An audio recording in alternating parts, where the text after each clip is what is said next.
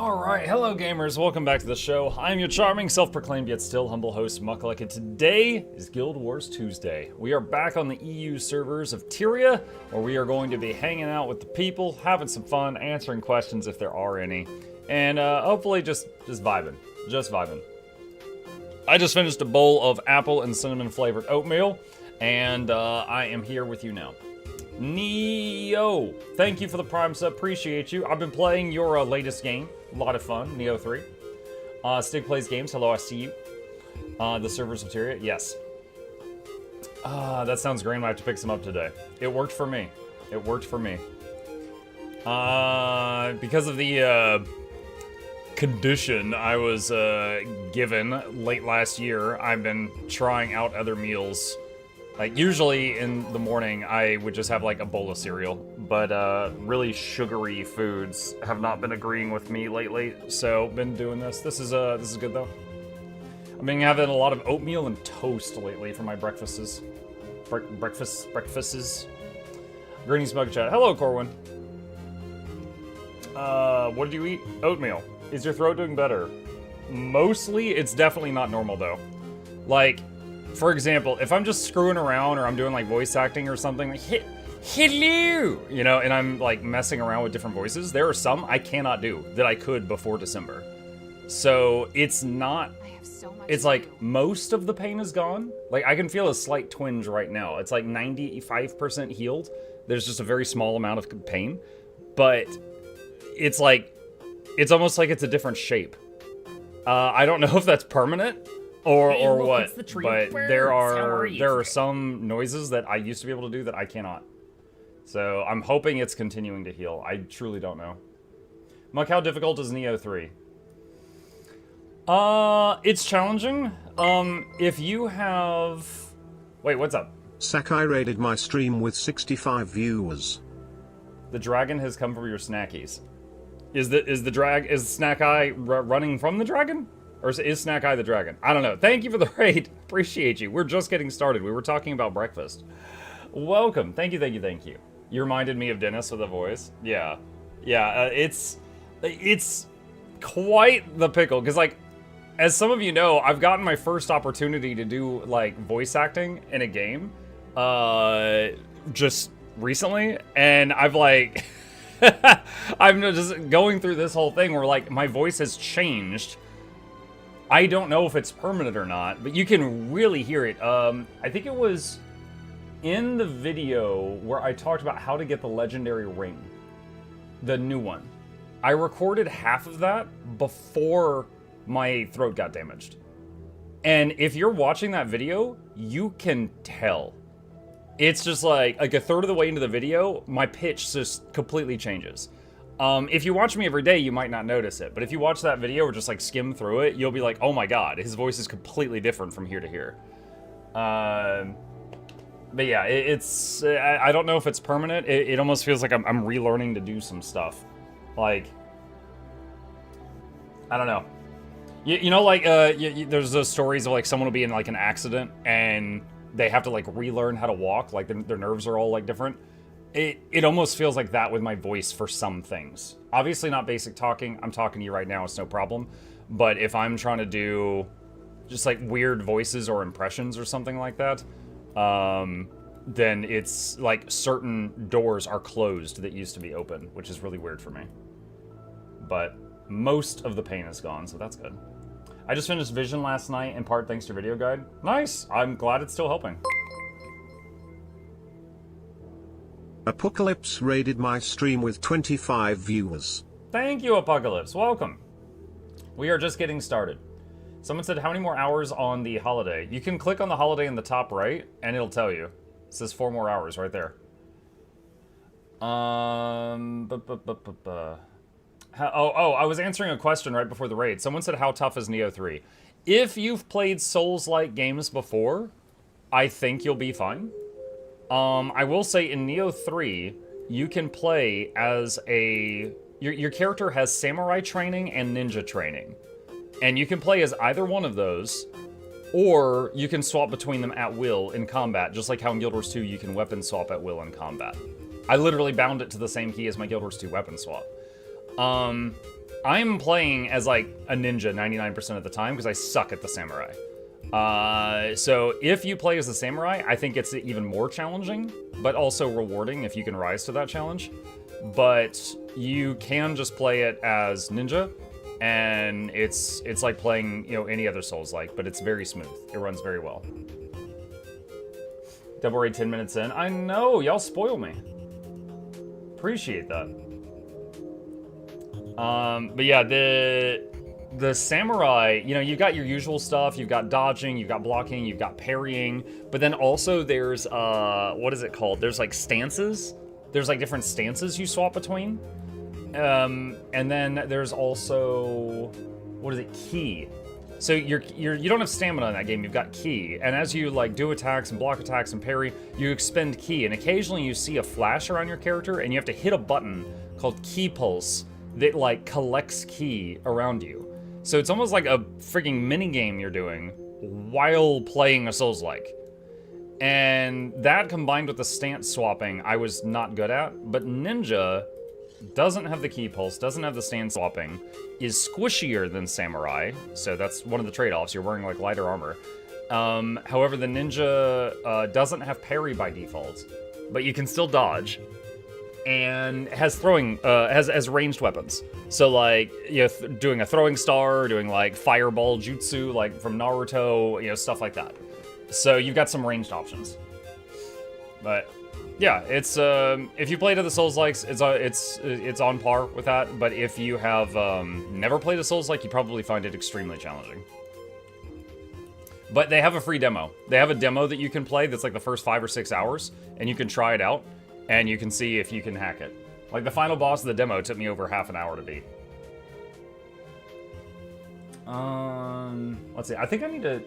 Hang on a second. I think the turn-bound campaign actually ended. I think I need to turn off that spam bot thing. Where is it? Give me just a moment. Okay, that's it for Twitch. I'm gonna leave the command in. I'll still plug him if it comes up in conversation. Chatbot... Fun fact for anyone that was here last night, the dev for Atom Assault, which was one of the 8 games we tried last night during Steam NextFest, they're like, how did it go? And I was like, we had some problems. I was like, we had a lot of problems. The biggest of which was that the game was freezing constantly, even on potato mode. But if you want to see a full breakdown, I gave a summary at the end of the Atom Assault section of the VOD. But I tried to give constructive criticism. And they're like, oh no, well thank you for the constructive criticism. We really appreciate that. And I'm like, all right. For those of you who weren't there, the game had quite a few very blatant AI assets. And so it's like, the moment we hit that, you know, it's like the whole audience just kind of pulled back, you know? We're like, don't want to be here anymore. Don't want to be here. Game was bad. I mean, honestly, the game was like Clash Royale, right? It's like, okay, that's fine. I can have fun with simple games. I've played Clash Royale on my phone when I'm on the porcelain throne before. That's fine. However, the problem was everything else around that. You know, again, there was just like all these like AI videos and stuff, and it's just like, stop. Stop. Let's see, what's going on right now? Titanic Voyage. Not the AI games. Yeah, I mean, again, it was like Clash Royale, you know? You and the enemy have a base, you put down stuff, and then that stuff will, like, go and attack the enemy. They put down stuff, it attacks you, and you try to, you know, you try to counterplay them. And it's like, oh, okay, yeah, okay, I've played games like this before, but, you know, then there was just the other things. I'm having a hard time doing the Wizards Vault annual New Year Customs achievement. I did all the games, but it says 0%. I'm not sure I'm looking at the right spot to do it. I haven't looked at that. Let me see. What are you doing? So the good counselor has volunteered to come along and sanction them. Isn't that right? Excuse you? Annual Wizards Vault New Year's Custom Achievement. Complete the annual New Year's Customs Achievement. Okay, festival. Annual New Year Customs, this. So you need to do this. attacks on the scepter and me, unavoidable, I suppose. So Talik, this is what it wants. We have a titan to knock down a peg or two. Wasn't that the AI one? It was one of them, yeah. We played 8 different game demos last night. Had a lot of fun. Atom Assaults, and I'm pretty sure Sorcery had AI assets. If any of the others did, like Atom Assault, it was very blatant. Sorcery, I was like, I'm pretty sure. And chat goes, I think so too. The other 6, I didn't pick up on anything. You know what? Hold on a sec. Just to plug an indie dev. Just to not a sponsor or anything, chat. Just to plug an indie dev. This was my favorite game of the 8 we tried free demos for yesterday.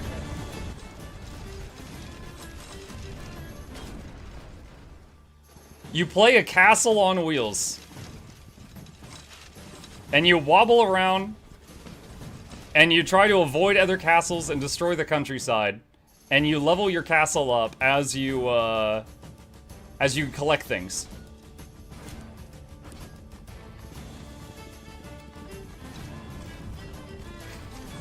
This was just pure simple fun. This was so silly. That's Wanderberg. It has a free demo. I don't own the full game. Yeah, it's not done yet. There's just a demo you can play. But oh, actually, wait, hold on a sec. Is it done? Wanderberg. Hold on. Okay, no, it's not out yet. But you can play the demo for free right now. But yeah, it was a lot of fun. I played that one for over an hour. That was really enjoyable. That was my favorite one from yesterday. Mug, I have to ask, did it feel like the castle was going to topple over? Sometimes when I made sharp turns, but it didn't ever topple over. But yeah, props to them. That was my favorite one from our first batch of Steam NextFest games.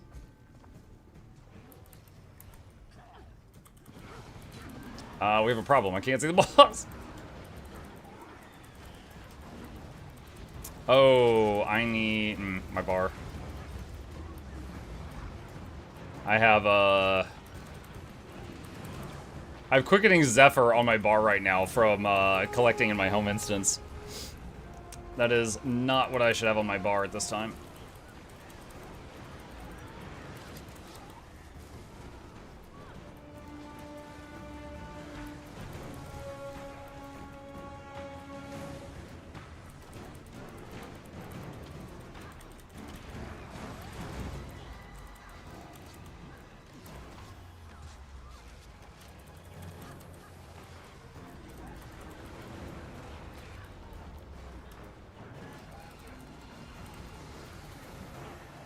Let's see. Loving this game ever since came back to it. A bit overwhelmed with all the content, going for Leggy Gloves now. Thanks to, I think that's a decent goal.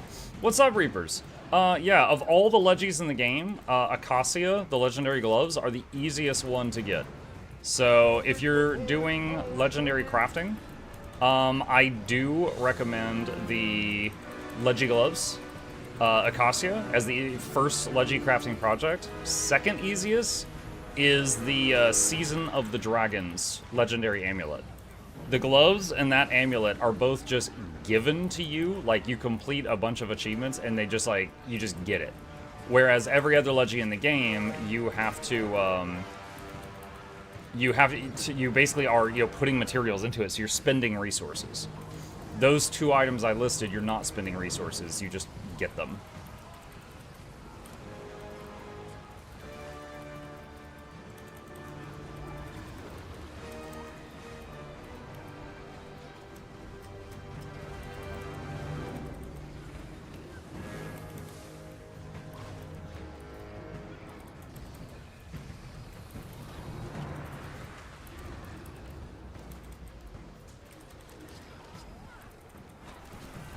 If anything, you're gaining resources with them. True. Season of the Dragons especially, it gives you a 32 slot bag while you're working on it. Gives you a precursor for a Gen 3 and a whole bunch of other stuff.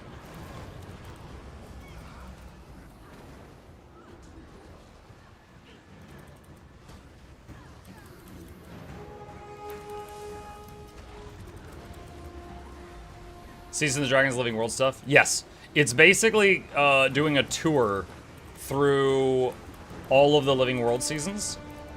But you will be given a lot of stuff. Like, for example, one of the things is while you're working on it, you get a stack of every Living World currency. And that is extremely helpful if you're working on the Living World Season 4 Skyscale, or Aurora, or Vision. But yeah, it's an achievement reward, and you get a lot of other achievement rewards on the way there.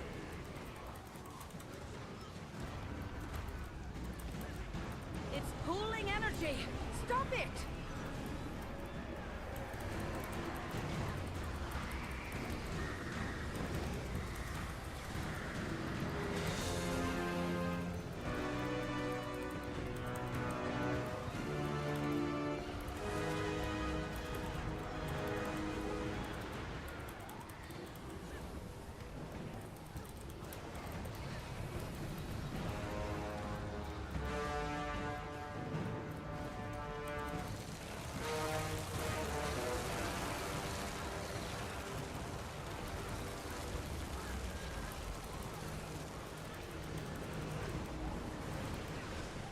The easiest Leggy is Gen, where you can throw money at your problems, no quest required. I mean, if you've got a bunch of money, then sure.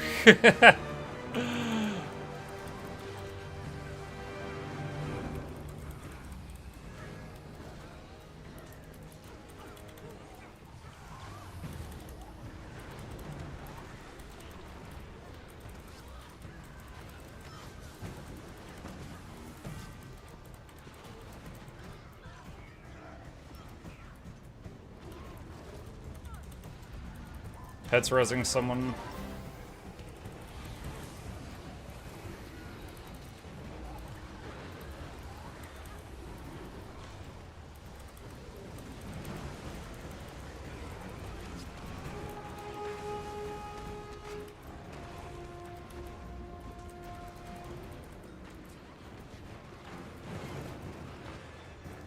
Alright, Pets resing that one.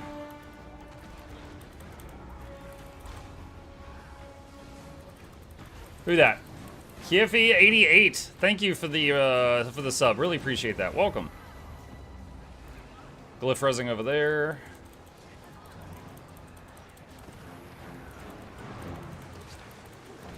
Those ghosts empowered it. We'll need to hit it harder.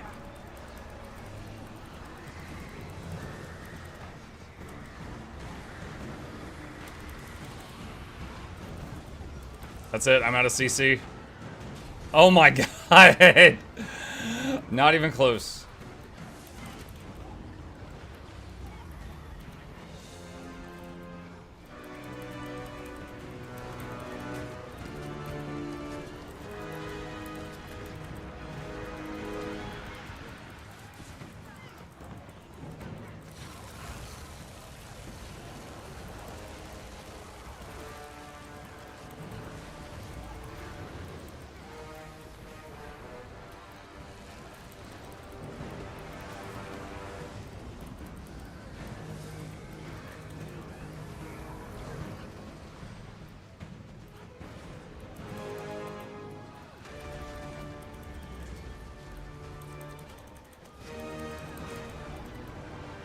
Did you try Voidling Bound?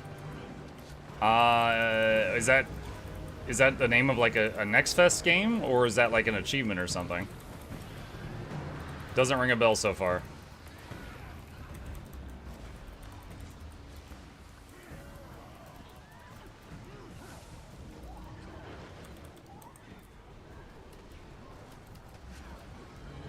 GG! Nice.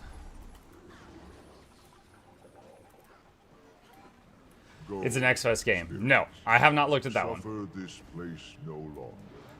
So we played 8 games last night, and then for upcoming, I've prepared. What have I prepared? Medieval Frontiers, Dungeons of Dusk, Genetica Extinction, Vampire Crawlers from the makers of Vampire Survivors, Naira Fall of Light, Pteranodon 2, RWS Windrose Ward have identified Crystal defensive Fall. barriers blocking our access to the Titan's Total War, orbits. lol. We can Those expect I've heavy prepared for the next resistance. day or two. And that is why I procured some heavy firepower.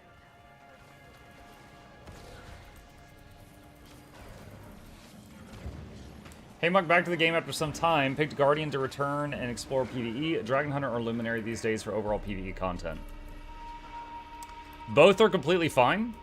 They're both quite powerful. Dragon Hunter is just a DPS.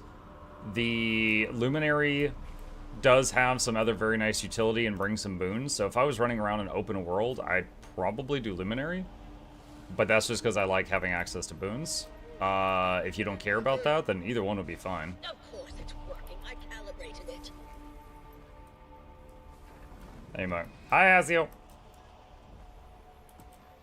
I was about to suggest Windrose. Yeah, one of you did yesterday. That's why I have it on the list.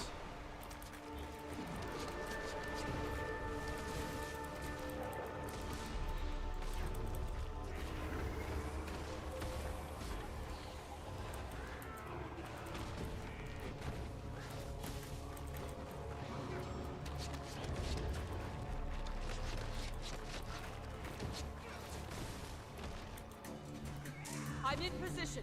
Conjuring a portal now. I don't want to risk. What did you mean about AI assets last night in the games? The interior chamber. Use your Warclaw chain. I don't know how to explain it any more clearly than that. Like, there was AI, like they had some dialogue, like a tutorial, right? And they had this AI lady that was reading, you know, there was like a video of her, and she was reading the tutorial information, and like the voice is AI too, so it was like mispronouncing stuff. Like, there was one game where it kept talking about the abyss, but it kept saying abyss, you know? Like, stuff like that. There was a lot of words that were getting mispronounced because they had a Google AI reading the script. It was just kind of like, ugh.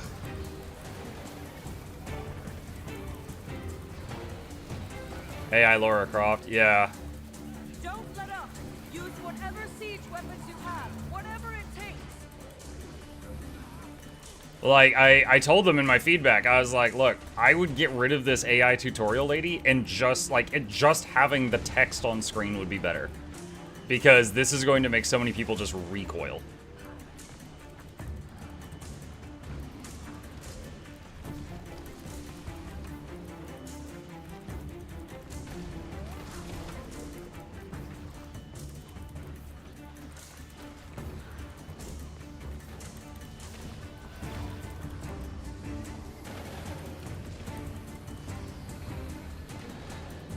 The Titan spawn are swarming in greater numbers as the barrier weakens. Don't let them overwhelm us. The game looked like a phone game adapted around PC. It did. And I don't hate that. I don't know if any of y'all have played Fallout Shelter, or Clash of Clans, or Monk and Raid Shadow Legends. Like, all of those games I have played on my phone, and on my tablet, and on my PC. And I enjoyed them for what they were, when I just wanted to chill. But, you know, that game is in that category for sure. The Titan spawn are swarming in greater numbers as the barrier weakens. Don't let them overwhelm us.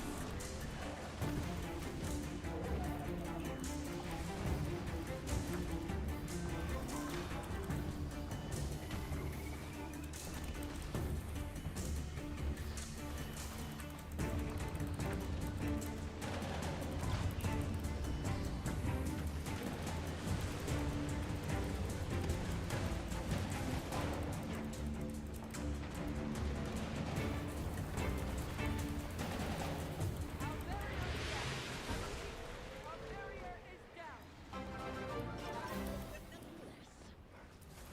Jive, thank you for the prime. Appreciate that. Welcome. Dang Muck, I just watched the Ixion playlist and you mentioned Stranded Alien Dawn in the review, and now I'm in the mood to play it again too. Stranded was a good game. I have eyes on our It was one of those games where I enjoyed it so much I kept looking for excuses to play it more, and then I ended up replaying every mission on max difficulty just to get more playtime.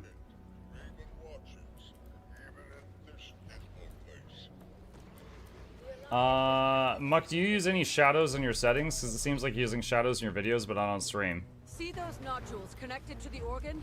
They're No, the only graphic settings I ever change is how many people I'm rendering nearby, depending on lag. The rest of this is what I have for both recording and for gaming. Hell, a bunch of my videos I record, like, live on stream. It's funny, I get complimented a lot for my, my graphics, but no, I don't have, like, reshade or anything. An anonymous user gifted a tier 1 sub to Butt Juicy and Yummy. Thank you, Anonymous. Appreciate that. And more of those turrets. Mount up on your warclaw and take them out.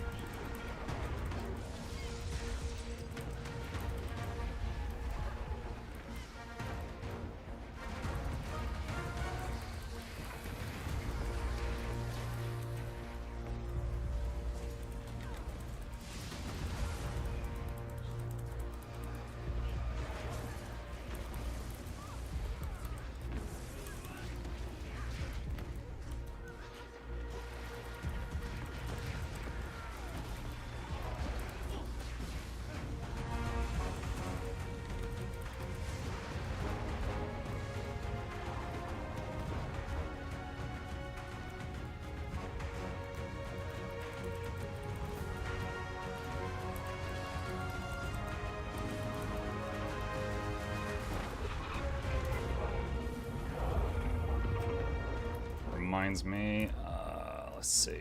Good. The organ is starting to falter. Destroy the other nodules. Still in combat. Once they're gone, I'll use Legato to do some damage of my own.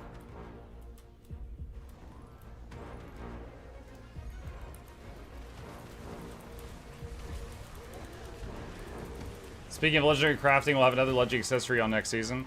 Yeah, they've already hinted that it will be something related to World v World. So I think World v World is getting the legendary accessory that's getting added in the upcoming content patch. An anonymous user gifted a tier 1 sub to Girthquake. That's good. That's a good one. Girthquake. And more of those turrets. Mount up on your Most of the others you give to are just gross. That one's funny.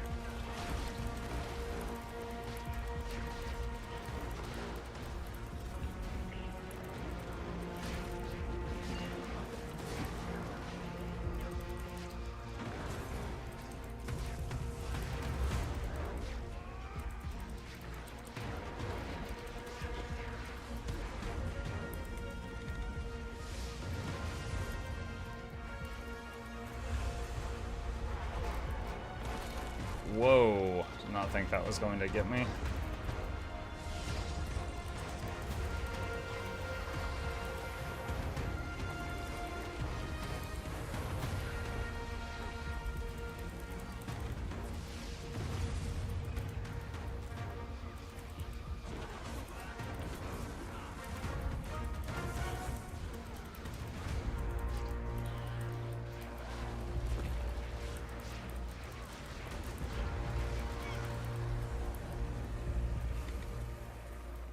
Alright, boss, which one's next?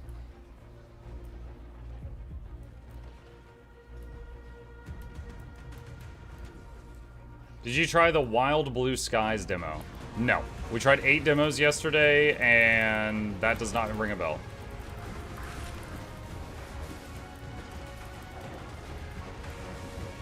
But if you think we would like it, I could add it to the list. Tonight, after the giveaway that we do every Tuesday, we could probably squeeze 1 or 2 demos in, and then we'll do An more tomorrow anonymous night. user gifted a tier 1 sub to Butthole Milk. That one's gross again. Thank you. Always remember, An chat. anonymous user gifted a tier 1 sub to Length Lord. That one's a little funny. Always remember that if you hear these names, Twitch is okay with those names. These are accounts. Twitch is like, yeah, that's fine.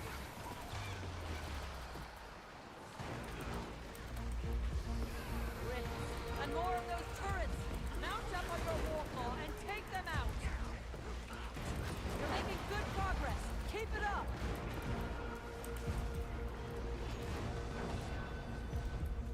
Alright, rezzing him.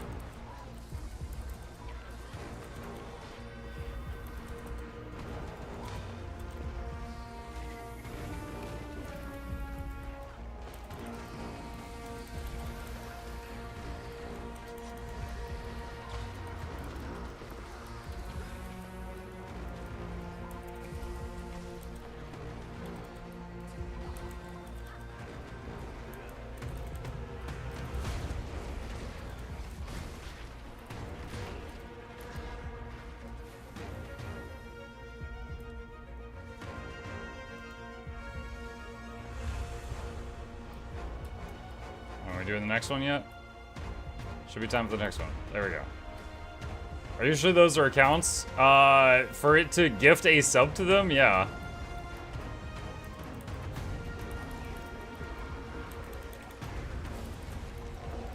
Because when you gift a sub, you can pick the name of who receives it, or you can just say gift a sub to someone random. And they keep just picking gross names. So I think they spend time looking up gross names on Twitch, and then they give subs to them just to, like, entertain people.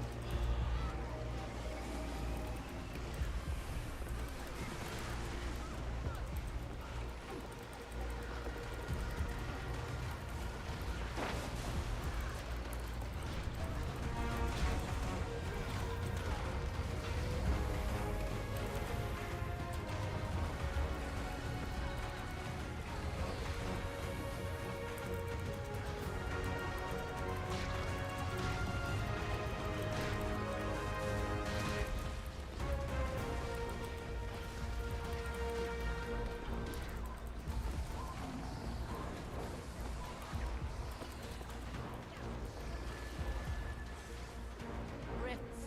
And more of those turrets. Mount up on your warclaw and take them out.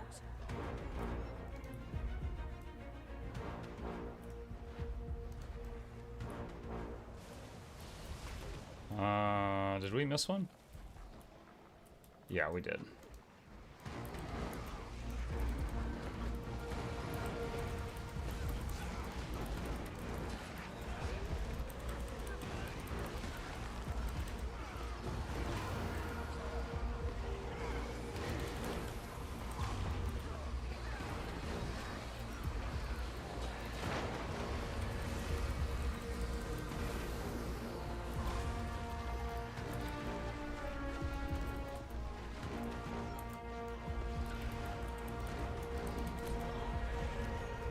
Oh, stun locked.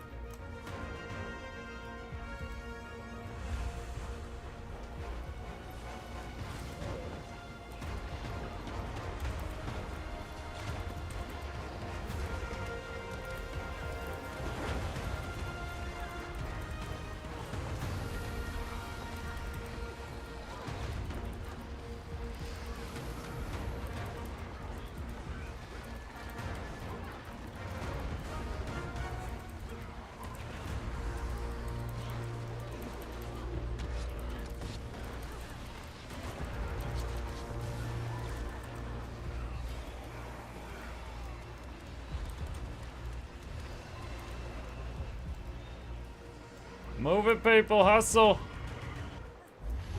They did not hustle.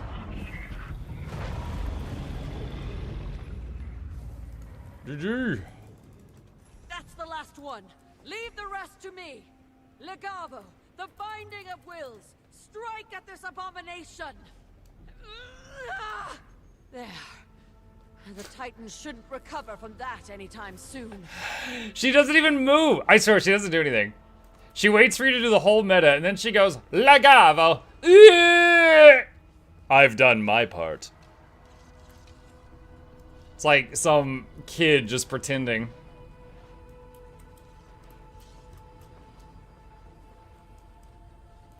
Let's see. Marquez says, hey there, would you want a brand new weapon to Guild Wars 2? I was thinking even about an unarmed or fist weapon that would be interesting. Oh, sure. I mean, punching weapons, crossbow, a two-handed axe. Like, there's lots of weapon types. They've never added a new, like, weapon type to the game, other than, like, when they took underwater spears and made them land spears. And they didn't really even make, like, new idle animations or anything. It still uses the water idle animation. I mean, yeah, I would like that, sure. NG shoot gun? Shoot gun? Yeah, they already have a shoot gun. Druid just punching people to heal them? Nah, I just blast them with the druid fluid. Just. See, no weapons required.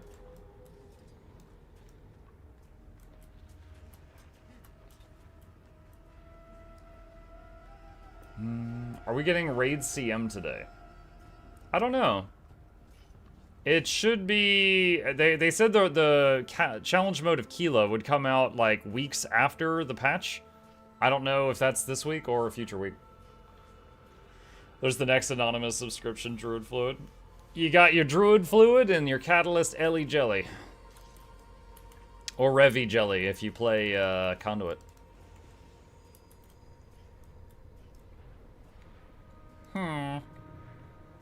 I wish they added new races to be the fact that I can't be a bear as a race hurts. The fact that you can't be a bear hurts. Is that what you said? You can be a salad. Not many games let you be a salad.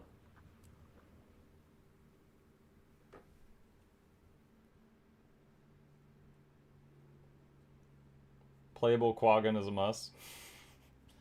The problem with Quaggan would be equipment. Because they're little nudists. They don't run around, they don't have any clothes on. So, how would they do gear?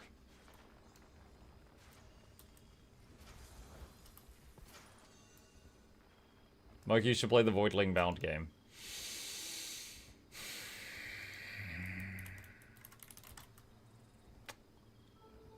Alright, what is it?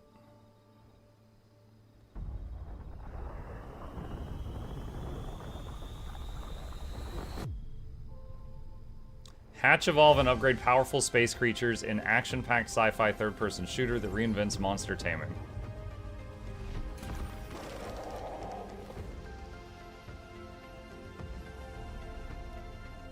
Overwhelmingly positive.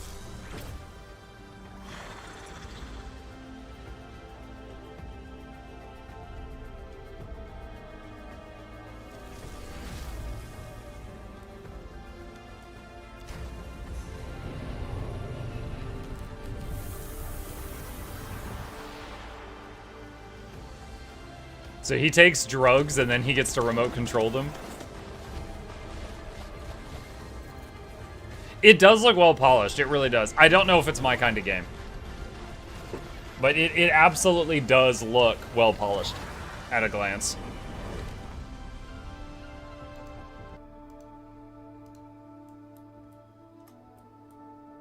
Spore plus Pokemon. Sporkamon. Sporkamon. Let's see.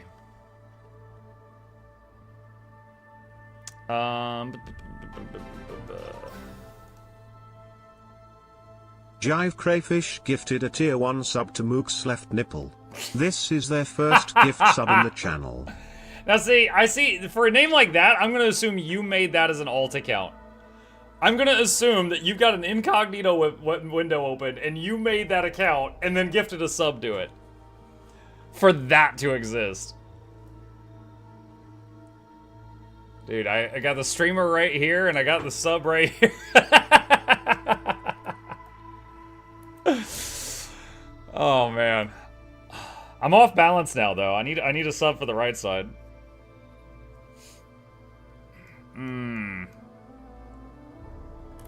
Alright, no one's doing Secrets of the Wield right now. Tequaddle soon.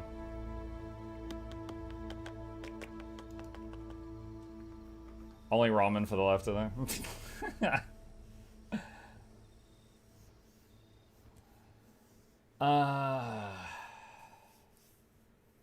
Not a script, but a bunch of script. Gather more script, becomes smarter. Script and our democracy. 4 scripts in a coat.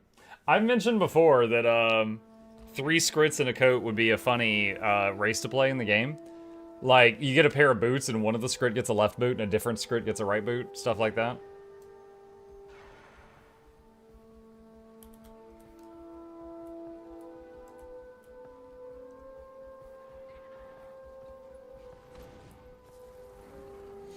Oh, just to share something with you guys that that I thought was really cool. I tweeted this, but I don't know anyone in the. I wish I could get one of the big YouTubers for like the indie horror genre to see this message, but I haven't had success with it yet. For anyone who watched me play Poppy Playtime Chapter 5, there was a scene in it where the prototype says, "I did what I had to do." This other woman, Poppy, she's like, "Where are the orphans?" And he goes, "I did what I had to do. They're in a better place now." And she's like, "You're a monster," and starts screaming at him.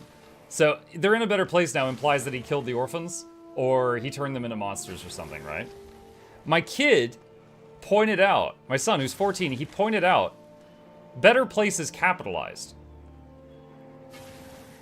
Better place could be the name of a physical location, which would completely change this scene. And I haven't been able to get anyone that's in, like, a YouTuber in that genre. I haven't been able to get any of their attention to note this. It could be the name of an orphanage. Yeah, I don't know, maybe. But it's like, right now, we're, like, the whole thing is, we're thinking that he killed them all or turned them into monsters. But this would completely change the scene. Like, in the last, was it Chapter 4? There was a place that was called Safe Haven. So it was written Safe Haven with capital S, capital H. But I haven't seen anybody talking about this. Mini-Mutt giving Muck homework? Kinda. The A in front would not make sense, though. Right, but then my wife pointed that out. But then the capitalized B in better and P in place doesn't make sense.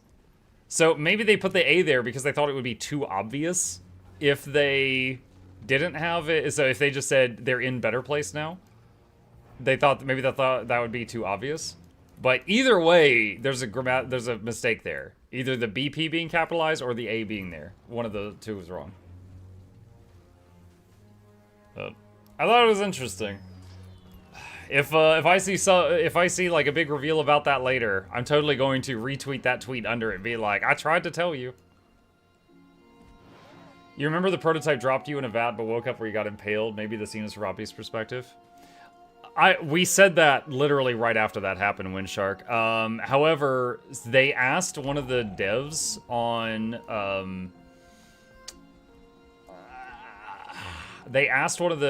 of Poppy Playtime on their Discord, and the dev said no, that was the player. So I am guessing he drops you in a vat, it heals you because he needs you for something, and then plops you back where he stabbed you. And then you get tased awake by that other guy, and some crazy amount of time has passed. And they don't say it, but I'm guessing like many hours or days has passed at that point. Maybe Better Place is a band, but it's a weird cult band. I don't know. Can you imagine Guild Wars 2 story missions where the commander is 3 scripts and a coat, or in Death Scene, we're all just 3 rods? I'd still watch it. Plot twist, there are multiple Better Place areas the person isn't being specific in order to protect them. Then the A would make sense.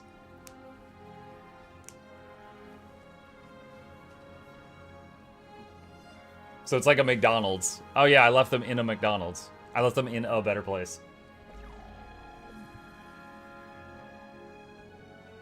Have you played any Hideo Kojima games? Have I? I don't know. Hang on a sec. List of Hideo Kojima games. Give me a minute.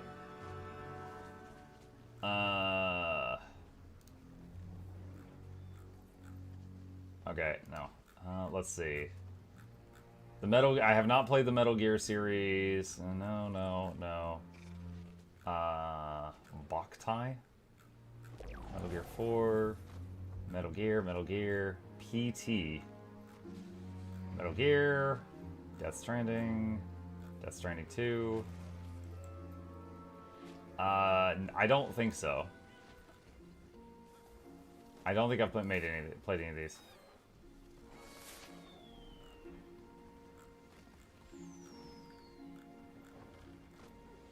Oh, wait. I played Metal Gear Rising Revengeance. The memes. I played Revengeance. That one's one of his. I'm looking at the list right now. The memes, Jack.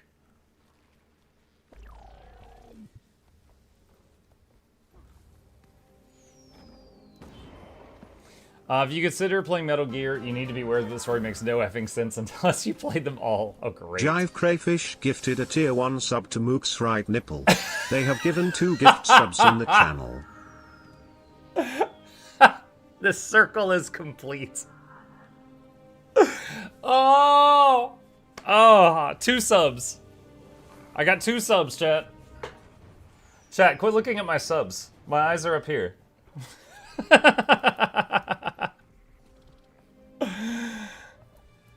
Oh my god. What about his toes? Leave my toes out of this.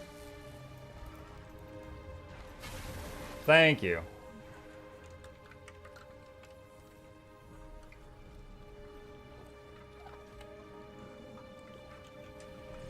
What about his third nipple? Third nipple? I'm fresh out, buddy. We're capped. Look, in the water. Brothers, sisters, ready yourselves. There's something in the water. Now.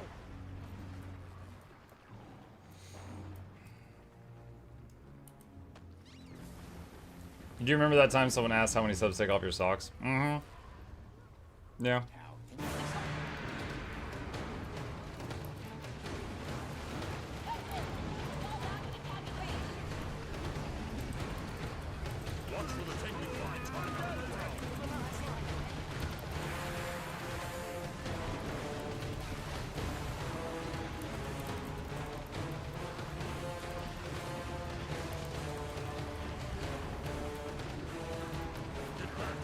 Spirit of nature. You know, I'm gonna go over to hit the other arm.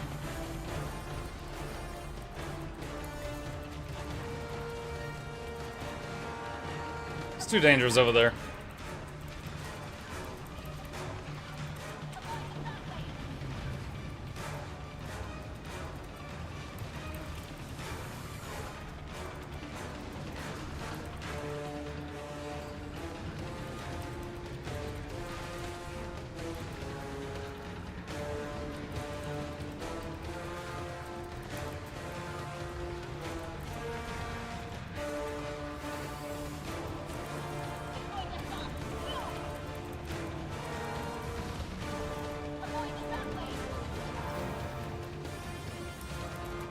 The Wind Shark gifted a tier 1 sub to Chiploaf. They have given 165 gift subs in the channel. I was a little nervous until it read the name. Just because of what's been going on.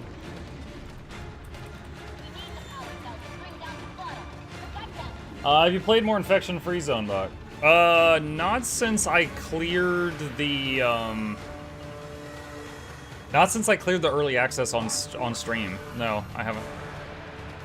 Thank you, Windshark. Appreciate that. That will go toward Chip's expensive food fund.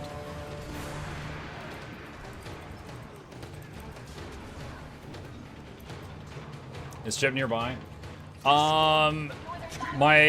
He is upstairs in my wife's office in a sunbeam right now. His 11 a.m. appointment. Can't be late.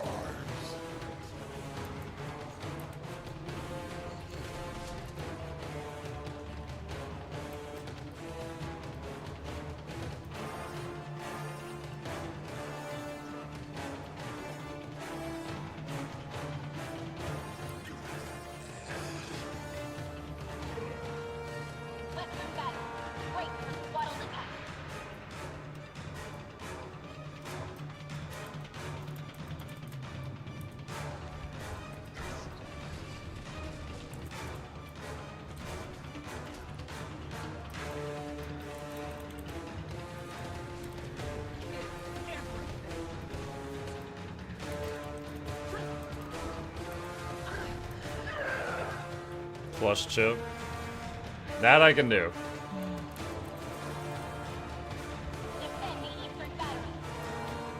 I did Tequaddle so many times before I learned those turrets can clear the poison puddles. What? I didn't know that. I still don't think it's worth doing that. But maybe if you had one person terrible DPS, you could be like, you, go get in the turret. I didn't know that. To be fair, I think I probably don't know a lot of the mechanics on this fight. I just know how the community does this fight, which is a massive difference. It's kind of like the Bone Skinner.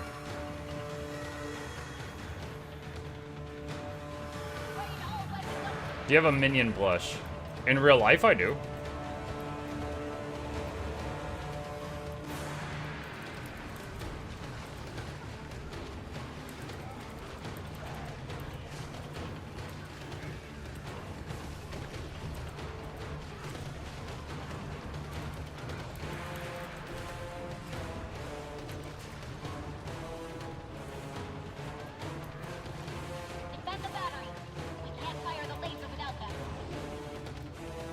Two raids in, many gross name subs, and subs for each of Muck's nips. The stream is eating good today. Is it? No!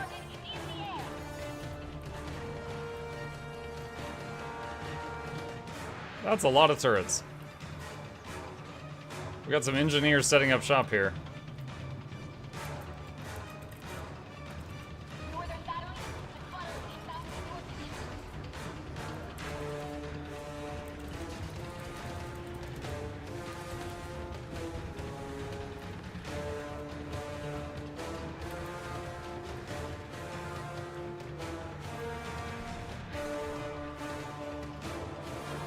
I just noticed Chip hanging out with the Asuras he also named Muck. That's Plush Chip. We've got a bunch of accessories for the Asura in the corner. We've even got one. Hang on a sec. Oh shoot, I don't remember the key binding for it. Is this it? There we go. That's the Christmas one. He's just got a beard and lights all over him. An That one was anonymous pretty user recent. gifted a tier 1 sub to Tech What? Tech Walt?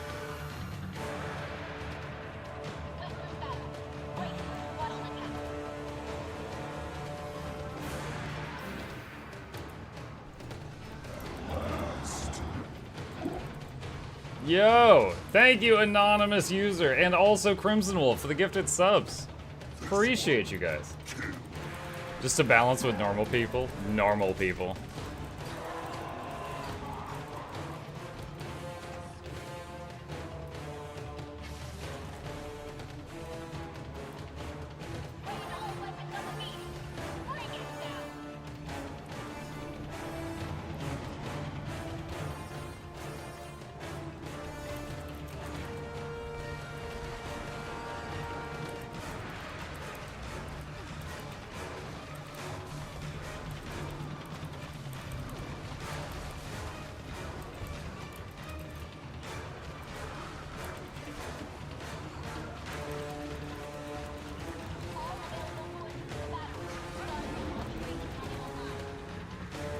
Morning, lads. Hey, Catalyst. I just realized one of the random subs is your editor. Oh, Noxxi got one? Yeah.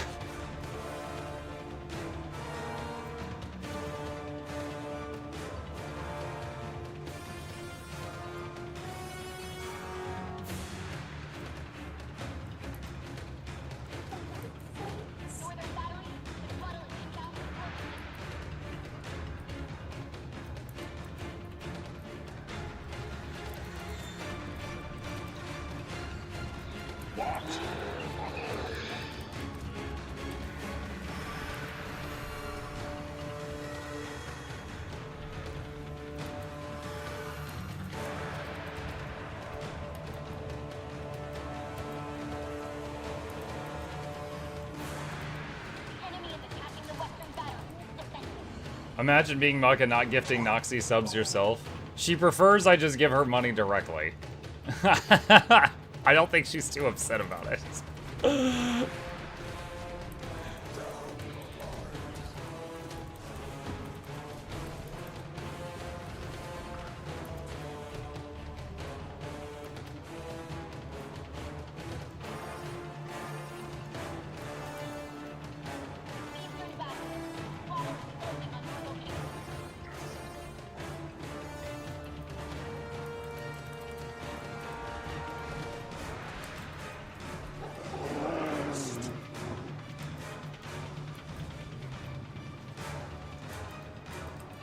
Why is the guy not dying? 1% health. They're gonna hit the thingy.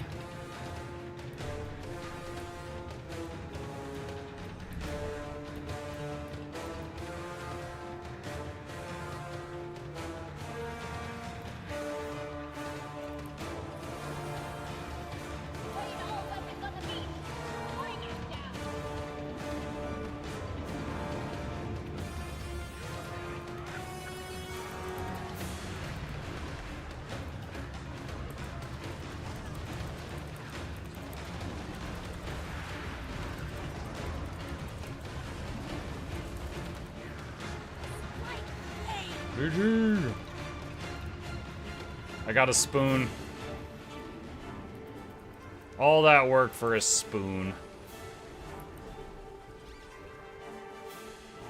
You can't pay your rent with Muk subs in Europe? Yeah, when I talk to the landlord, I'm like, yo, you take primes. They're like, what? The water is still. Have to convert them to USD. Land is ours. Victory comes. How do you get the extra icons next to the Blacklight Trading Company? Those are add-ons. If you do exclamation add-ons, I've got a webpage with a list of them if you want it. Fine home. Do you think you've experienced every bit of content at this point? Yeah. All tribes are welcome. Yeah, I have. There are, some very niche things. Like, I haven't done Legendary Challenge Mode Saris, but I've done Challenge Mode Saris, you know? Like, there's a few things where it's just, like, a different flavor of something I've already done that I haven't done. But, yeah, I've beaten the game. I'm here just for the community and the love of the game at this point. That's why I do it once a week and not 7 days a week anymore. It's just because I get burned out. The actual question should be, will the landlord take Mukbox? Will they take Mukbox? The dentist dollars? Like, what are your thoughts on trying Stellar Blade? Ever considered trying it? I think it's more than sexy pro tag. It's a really good action game. With a sexy pro tag. So Stellar Blade. I actually... Okay, so one streamer, whose opinion I very much respect, Carnage, he had very good things to say about Stellar Blade. He said it was a very fun game. But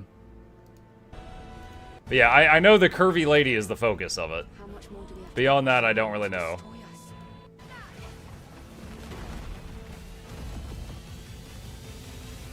Love these two tags side by side.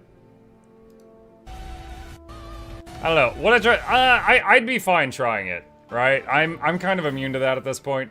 I'd be fine trying it. Jive However, Crayfish gifted a tier 1 sub to Mook's fantastic share. They have given 3 gift subs in the channel.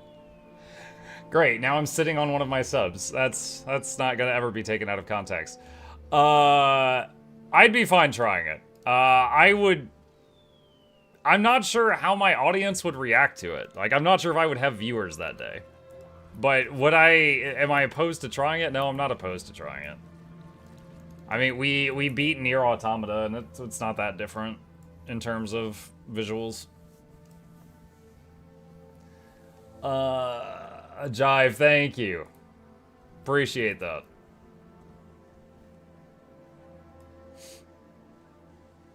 How do I get full Ascended Berserker medium armor?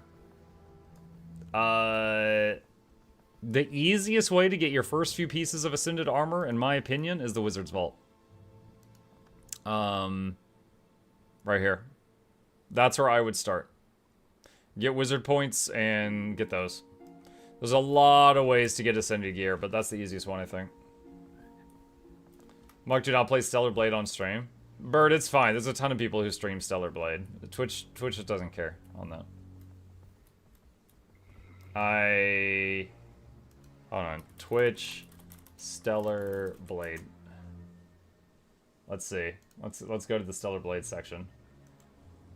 Nope, that's not it. Hang on.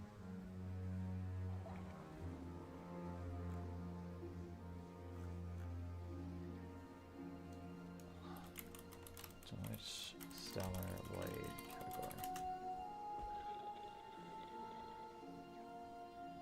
Bro, am I wrong? Wait, hold on. Is it actually... Oh, yeah, hold on. I got it. It took me... I had to do 2 Google searches. There you go. Oh, that one's got a warning. But, yeah, there's... It has a section on Twitch. You're allowed to stream this game. Is it adult? Probably. But is it allowed? Yeah. I'll remind you guys that Outlast 1 and 2 was allowed on Twitch.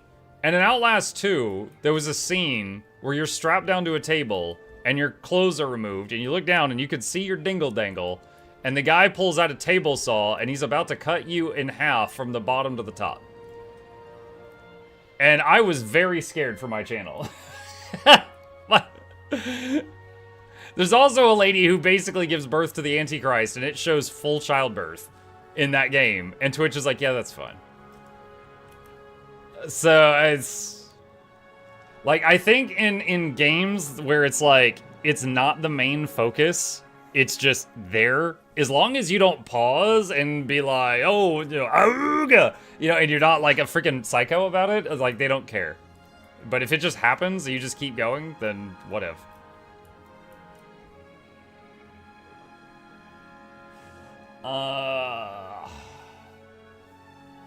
Let's see. I think the reason why Bertrude's saying it is because Muck's a PG streamer. Yeah. Now, again, I'm not, like, jumping to play Stellar Blade. I was just saying, in the general sense, do I mind playing it? No, I don't mind playing it. But I also not sure I would have an audience for it. Most anime-ish games that I've played, we have had much less of an audience on those days.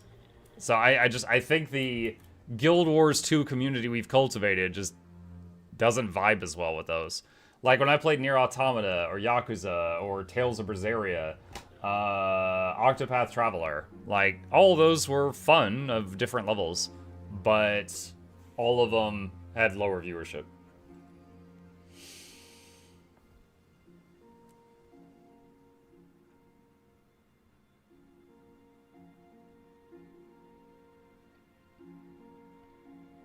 What about Silent Hill F? Okay, honestly, that one looked boring. Like, a horror game with a parry mechanic? That just means if you're good enough, nothing's scary. So, yeah, I looked at that one and I thought it looked boring. Like, I played the Silent Hill... Okay, the only Silent Hill game I played was Silent Hill 2 Remake. And that one, when it came out, like, we played it and I was just like, okay, I get how this was probably scary in the 90s, but this is tame compared to some of the other stuff y'all have made me play. Combine that with the fact that, in Silent Hill 2, it's like, you know, you can fight back, right? It's like if something scares you, you're like, ah, and then you just hit it with a 2x4. So it's... I feel like the scariest games are ones where you can't fight back. I'm sorry to bother you. What was the schedule mod plugin? That is Event Table. If you do exclamation add-ons in the chat, it pulls up a list of add-on guides, and look for the one for Event Table. Like a demo I recommend trying on NextFest is Windrose, if you don't know about it. I already have it pre-installed. You know what's crazy? Like, this demo was like 300 megabytes. This was 20 gigs. This is a very fat demo. Yeah, I've got a lot of demos installed. This is the pirate one.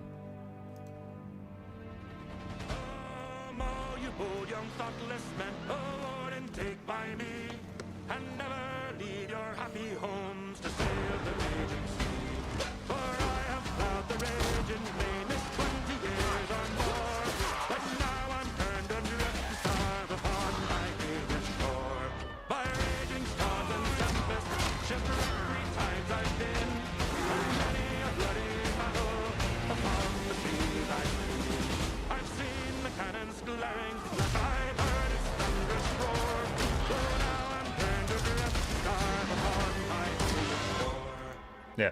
Looks like it could be fun. Yes, it is on the list of upcoming things I will try. It is on the list. I should have known. Why it kind of look like New World?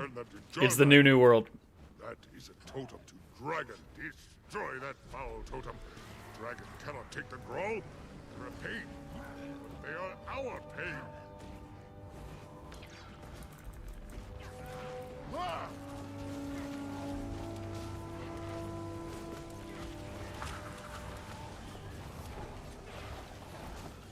Is it grunting time? It is. Oh. Rup.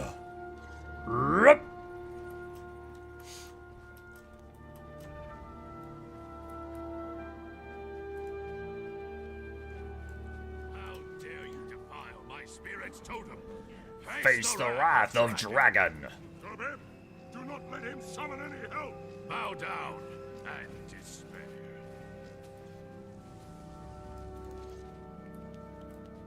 We have to interrupt the ritual. This poor Char. Someone set his tail on fire. Stand back or die. We The can't shaman let the must sun finish his ritual. lake. Stop them first, then focus on the shaman's ritual.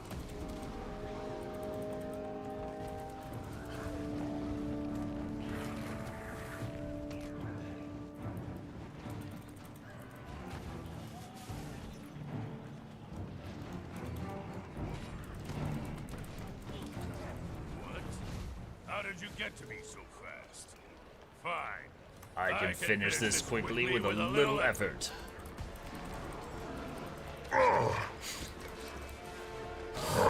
Starting off strong.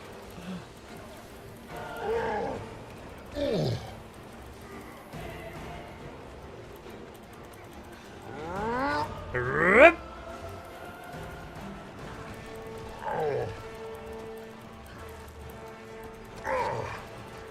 Why do Guild Wars 2 druids don't shapeshift? The Norns. There's a shapeshift race in the game rather than a class.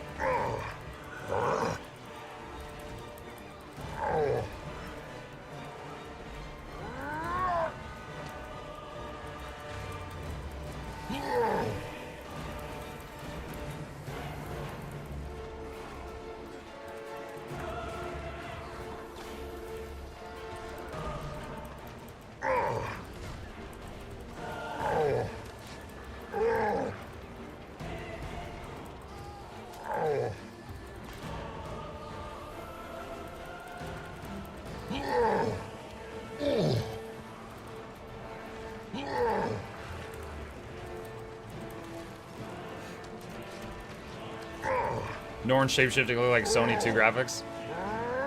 Well, the shapeshifting models were made when the game came out, which was like, 20 years ago or something. Whereas many of the other models in the game are more recent.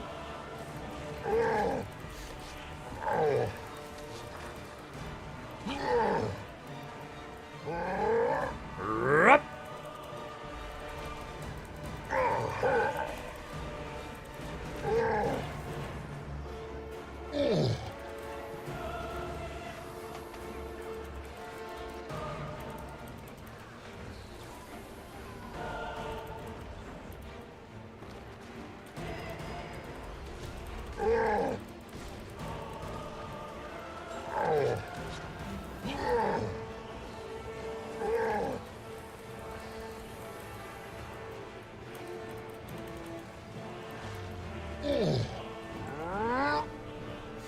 How far are we going? There we go, he leashed. He finally leashed.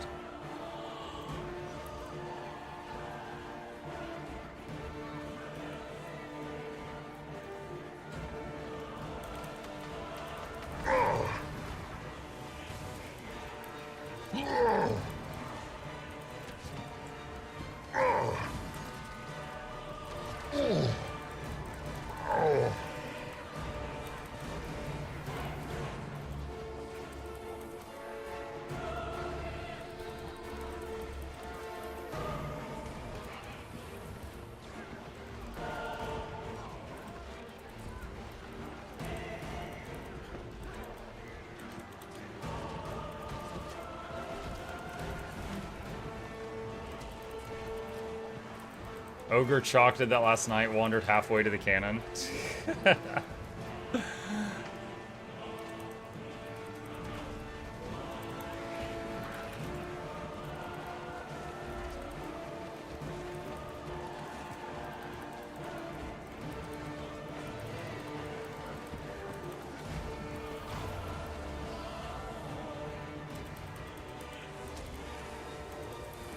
Grunting over. Yeah, we need to wipe it.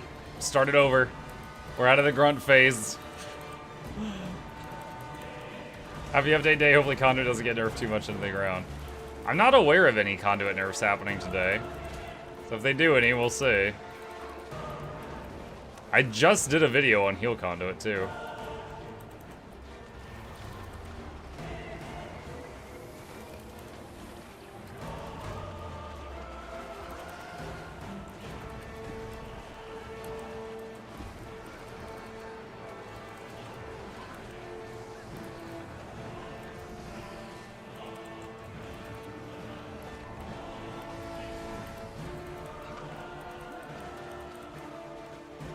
Dude, I cannot get any buttons to go off.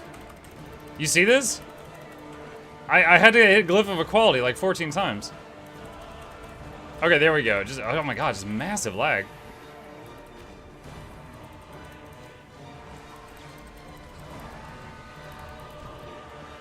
You please.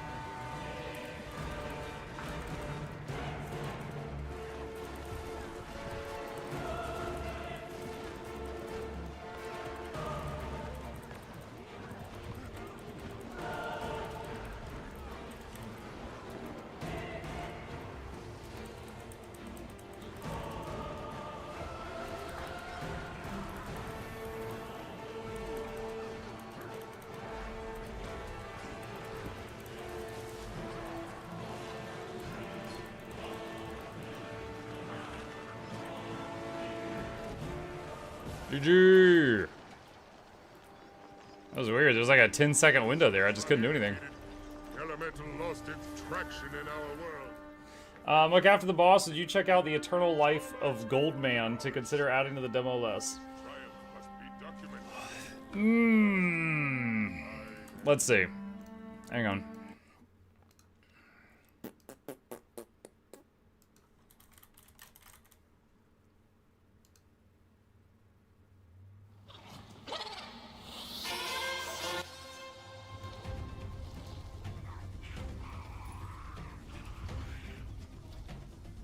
Looks like a Dr. Seuss character.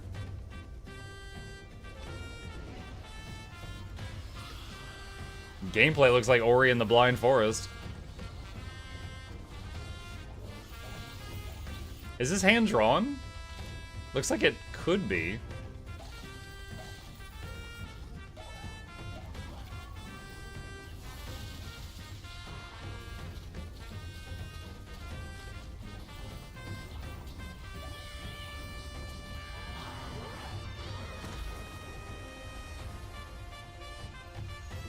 It looks pretty charming. Yeah, I'm fine with trying it out. Add to the library. Alright, I'll... Wait. Oh, hang on a second. Install demo. Yeah, that's fine. Okay, and then I'm just going to pause it, and then I'll have it... that'll remind me to finish it afterward. Yeah, I'll give it a shot. I'll give it a shot. I don't know if I'll be good at it. I am okay at platformers and the like, but not amazing.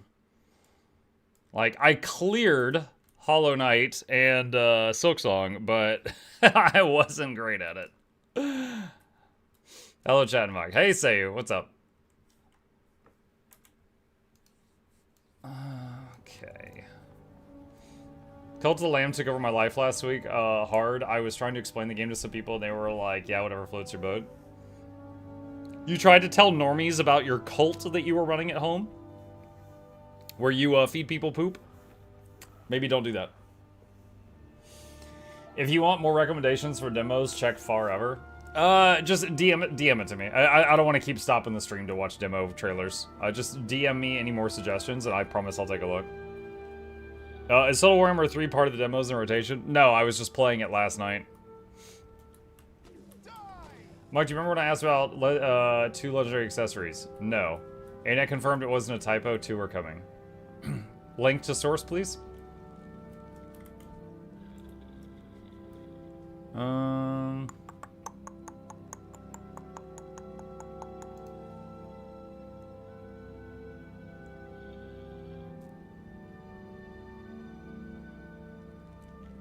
Sources, trust me, bro. The source is I made it the muck up.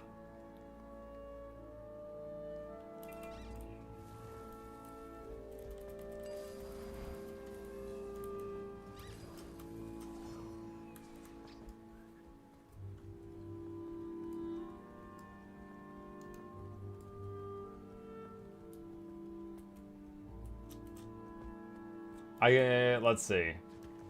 I confirmed with the team the blog is accurate. There are 2 legendary accessories coming with the next quarterly update. One is through World v World and one through PvE. Enjoy.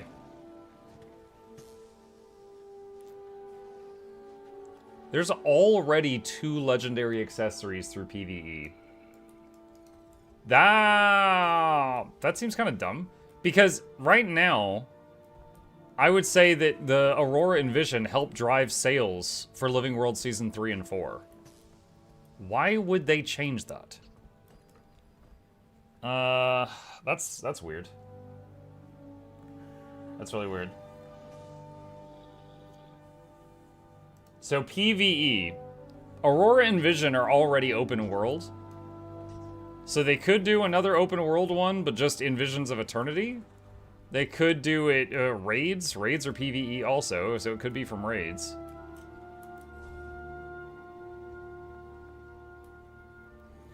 Mug, in your opinion, does the coffer from Convergence worth opening? It's been a while since I've done a Convergence. I used to open them, yes, but, like, is it still worth it today? I'm not sure.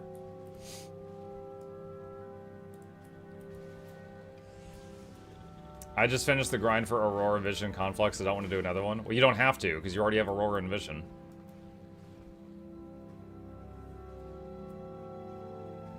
Maybe they're not trying to sell Living World Season 3 and 4 as evidenced by how hard it is to buy them. Oh no.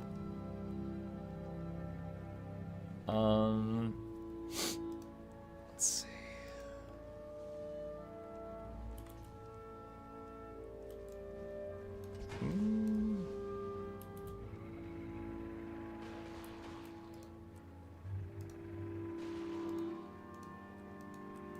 Oh my god, stop shooting me! I am trying to set up a squad here. Jesus.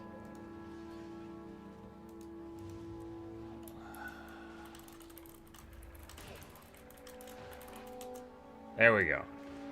I want to hit some Titans.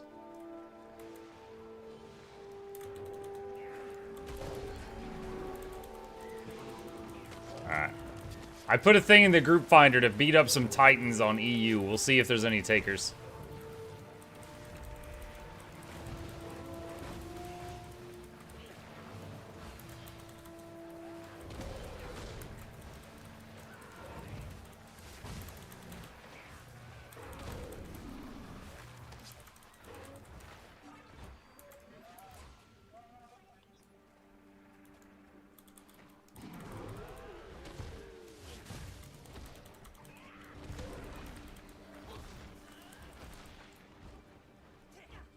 Using a Leggy as a means to get people getting into Edge of the Mist would be pretty smart. Edge of the Mist. The concern... Okay, 1, that could be cool. 2, the concern would be, would that break up the World v World player base into multiple slices, and then it would be problematic, you know?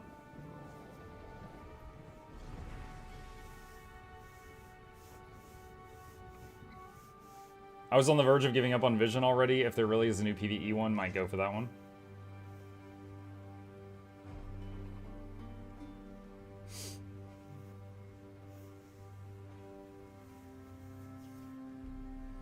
Can someone help me, my friend, with Add Infinity Mitrin challenge mode? Not at the moment, no. I'm close to finishing my Leggy armor. The map currencies and Rift essences are eating my soul. Reminder that in the first, like, 2 or 3 days of the Legi armor coming out, Heisen had made a full set because he grinded for, like, 60 hours straight.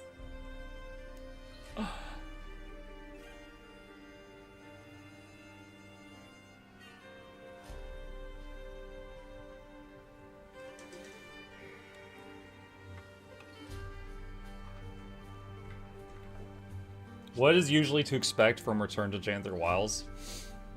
It's typically just do Janther Wilds stuff and you get bonus rewards for it.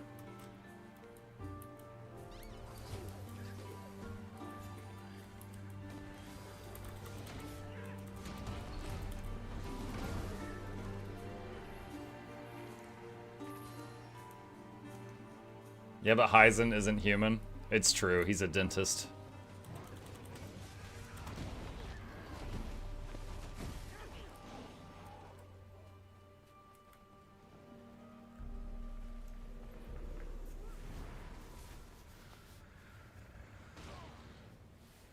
Am I getting shot again? Dude, this place.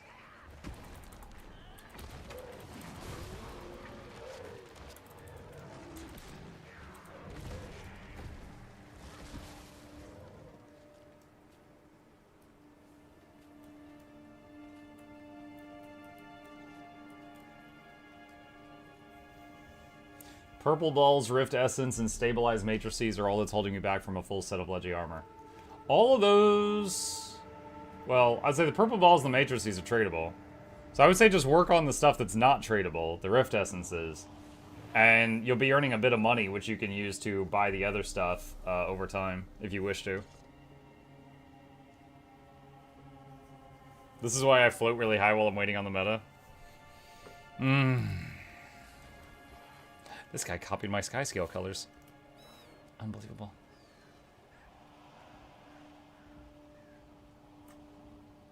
Here we go.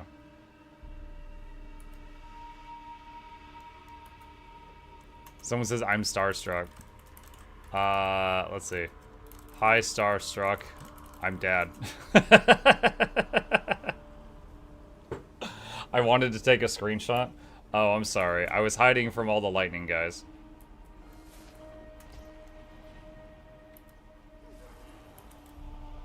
Oh, look, I land and I immediately get shot again. I've been tricked.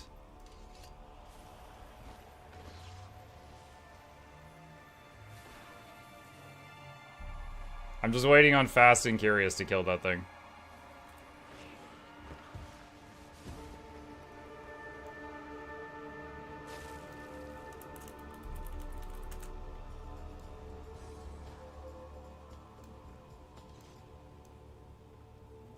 He's taking pictures about to sell on eBay. Yeah, he zoomed in on my feet right now.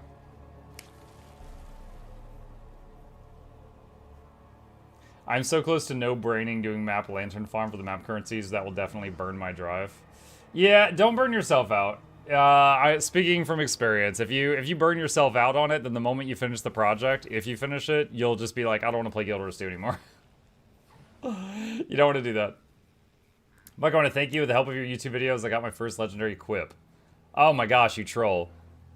If you pick Quip or the Dreamer as your first legendary, you are a sadist.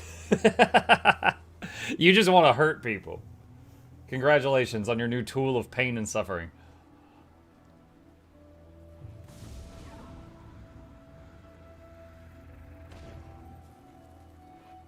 Wow. So someone in my Twitch chat said, selling Muck's feet screenshot, taking Ectos or Mystic Coins Keck W, and Twitch blocked the message because it had feet screenshot in it. So at some point in time, on Twitch, that phrase was a problem.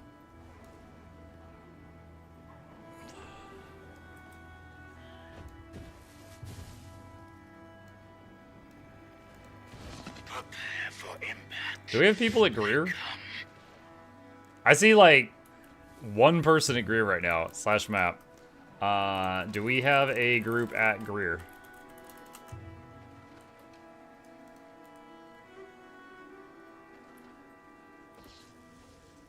I can't see.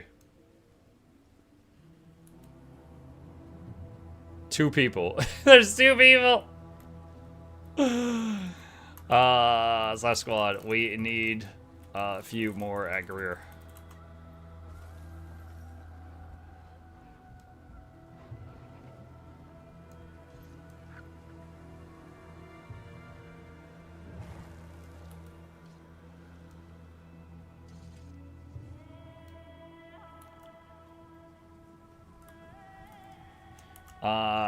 Slash map.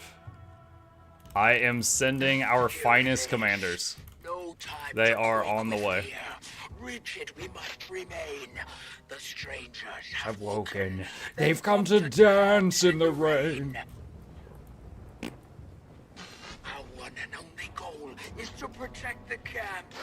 Every claw and spear, raise them to the air. Go, fight, win. Mike, no plans for trying Warlock in Diablo 2. Diablo 2 came out 26 years ago. Fantastic game. Big part of my childhood. No, I'm not really itching to play it again right now. They waited they waited 26 years for that expansion. They could have done that a long time ago. Strangers have reached the first bloodstone. Like Cub to Maw, they'll suck it dry if we don't halt their advance.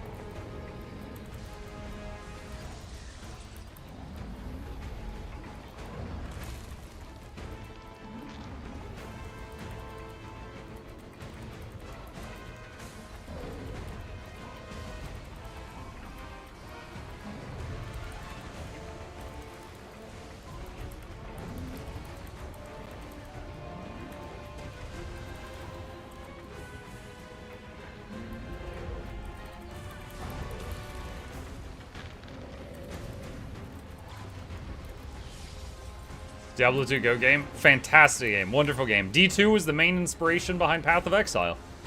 It is absolutely fantastic game. However, I played it for thousands of hours 26 years ago. I mean, yeah, I could do a nostalgic playthrough or something, but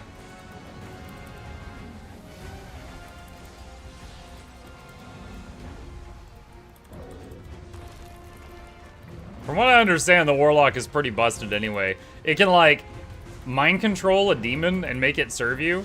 And so people are just going to hell and using it on Hephaestus, the Armorer. And you're just using Hephaestus to kill everything. So it's like your pet is like a hell difficulty boss. And then also there's you. So it doesn't sound like it's very balanced.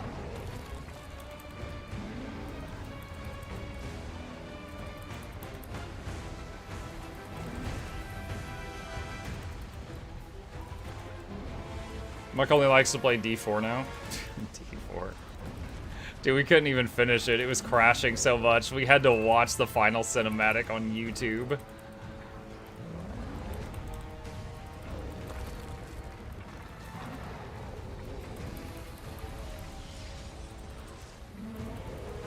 D4 made me look at D3 and do the meme where it's like, perhaps I judged you too harshly.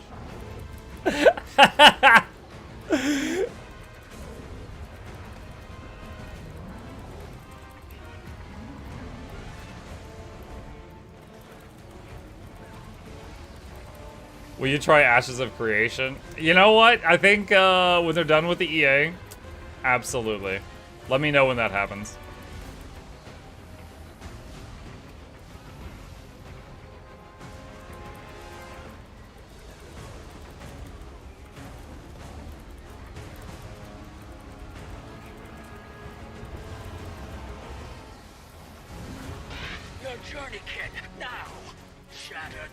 I was reviving, and they mounted me. That was an unconsensual mounting.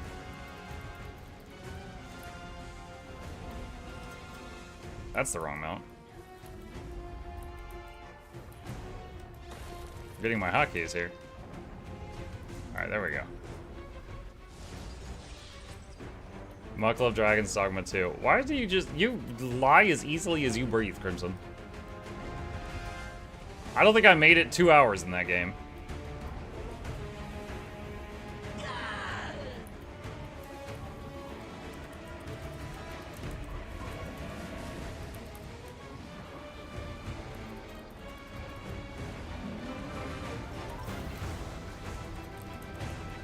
An anonymous user gifted a tier 1 sub to Mount My Daddy. What? Thanks.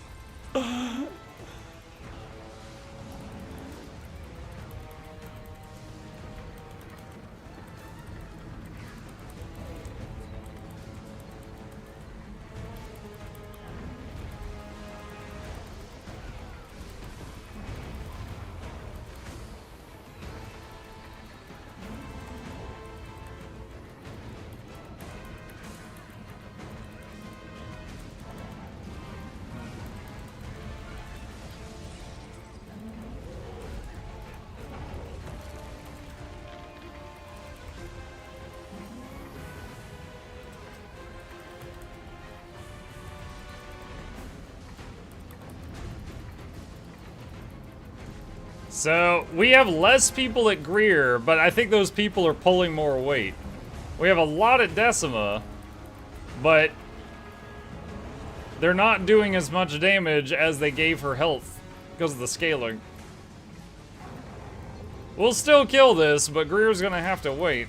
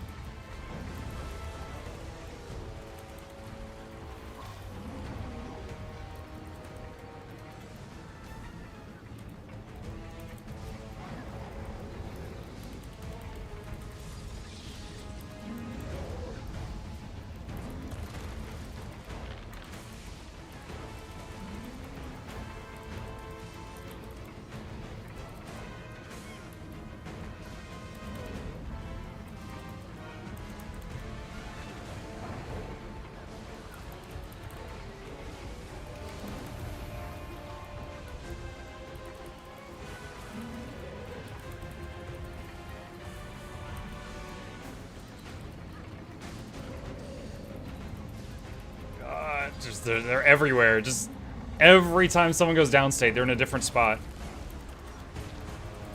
Just people running all over the place.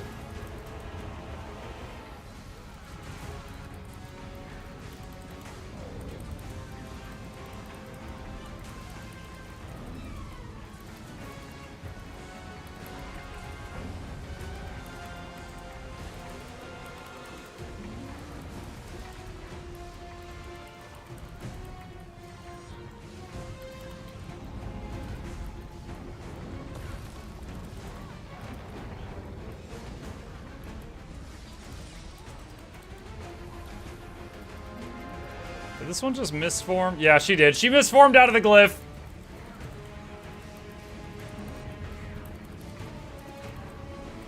I had to click on her because like the nameplates. I was like, is that an Ellie? Yeah, it's an Ellie.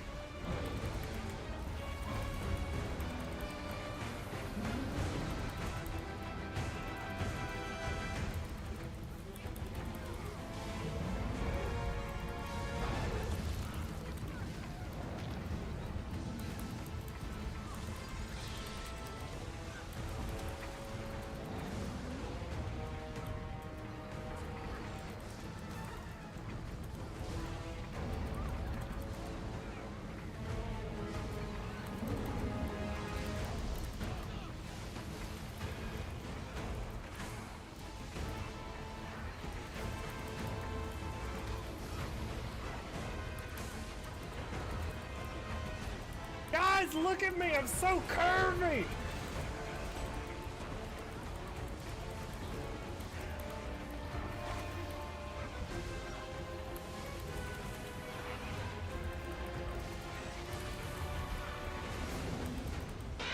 tourniquet, now! Shatter the armor from their flesh. Our spears will do the rest. Dance in the rain.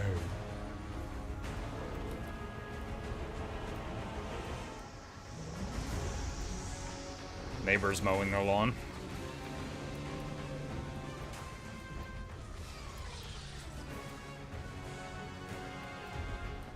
Take a drink every time an Ellie misforms out of res. I would be hungover every Wednesday.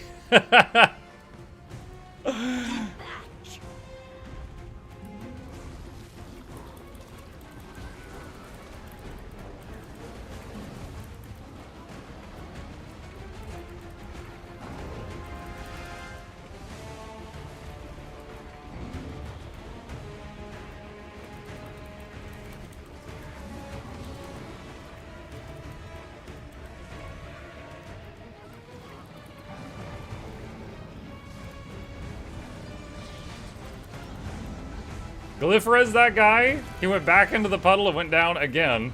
And the Glyph half resed him a second time. He's like, this hole was made for me. Wait, Greer.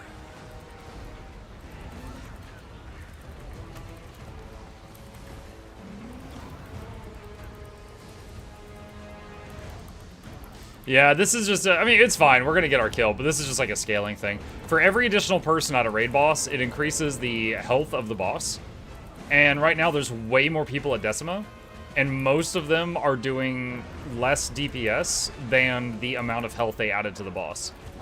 So the end result is, despite the fact that there's more people at Decima, it's getting killed more slowly.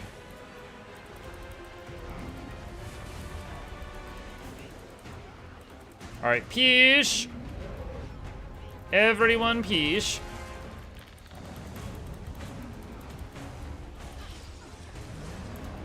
Desi, 2%.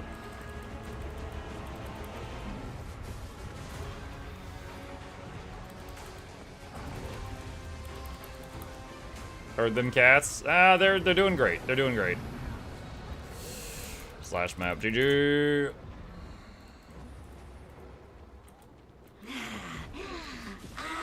Nice. When we heal, and we will heal, I will send a bolt through your skull!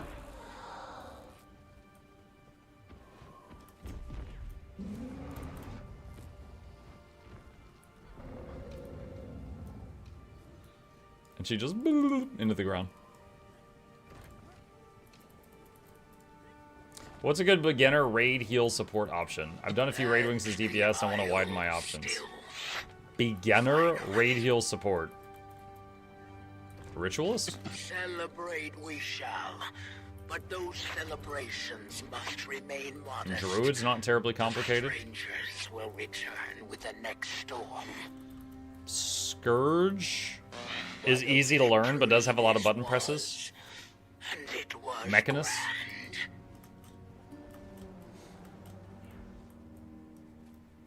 Every time every time Decima speaks, I hear Rita Repulsa. Rita Repulsa. At last, after 10,000 years, I'm free. It's time to conquer Earth. Watch my monster grow. It's more high-pitched than that, but I can't do more high-pitched than that right now.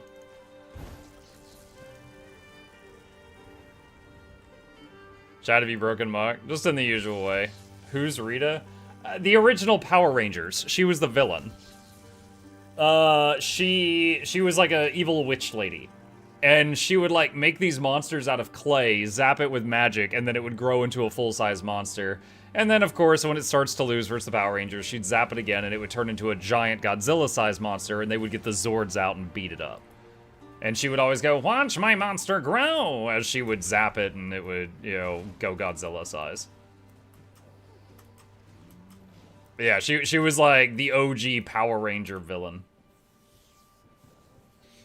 Alright. Slash squad. Thanks all.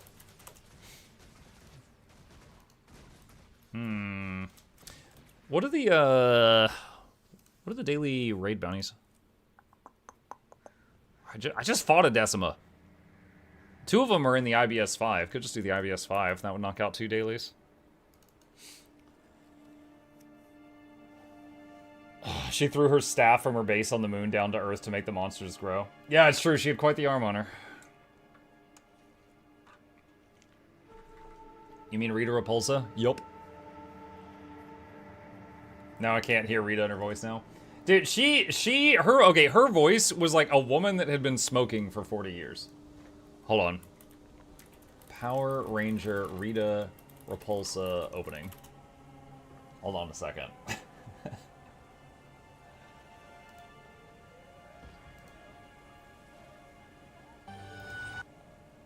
Alright, is this it?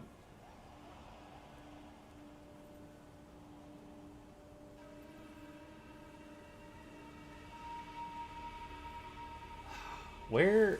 Hold on. Power Rangers original opening. Where's the OG one that had Rita? Hey, Nog. Okay, here we go. I found it. So yeah, it was like some astronauts were on the freaking moon, and they found a hub, like a sewer cap, and they remove it, and she pops out.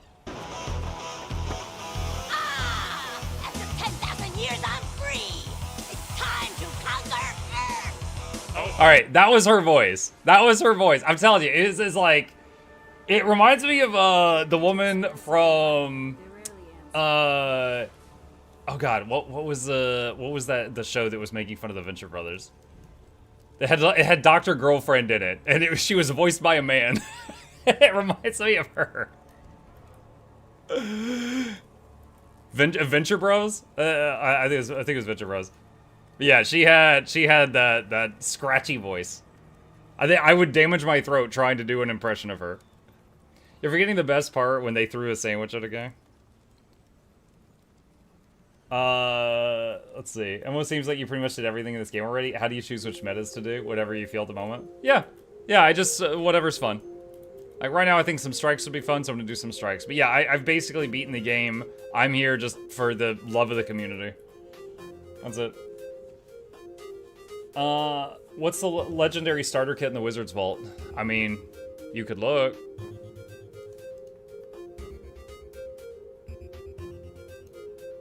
Click this little eye right here that is way too dim, and you can see what's in it. Meteorologicus, Kraidkin, Flameseeker Prophecies, Bifrost. Druid's main weapon is staff. Whatever you use second, so it doesn't really matter. Soap Bubble, if you are support druid, there's really only one set of options. It's Mace, Warhorn, Staff. The Mace and Warhorn help keep your boons up. This is Vigor, this is Regen, this has Prot, this has Fury, Might, and Swiftness, so there's a lot of boons here. And then the Staff is like backup healing tool and projectile block. You haven't beaten the game, you haven't unlocked all the Gen 3 weapon variants. Oh, you could have said Gen 2 there. But I don't know, I'm not a fan of Gen 3. They all just look like Orion's back.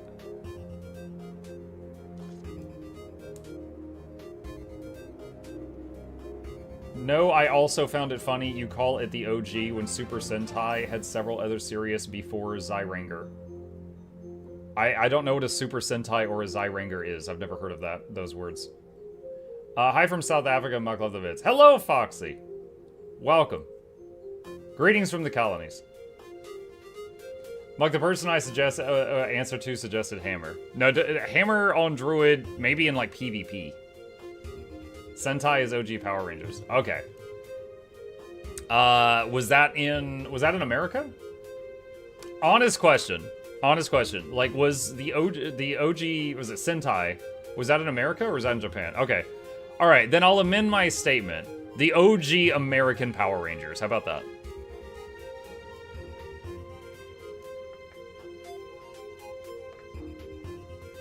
Have you watched The End by Silhouette Gaming? It talks about how Guild Wars 2 in the process of ending. No? Dude, that guy just got ANET partner. Why is he making all these doomer videos? Like, every day. Look, have you seen Guild Wars 2 is dying by Silhouette Gaming? Have you seen It's the End of the World? Have you seen The Sky is Falling by Silhouette Gaming? Like, every day. Muck, have you seen the newest Doomer video from the new ANET partner? What the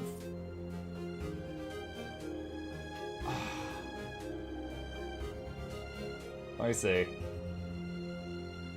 Dude, hold on a sec. Like, I've had a few back and forths with him, and he seems like a nice guy, but like, what is going on? Alright, hold on a sec. What is this?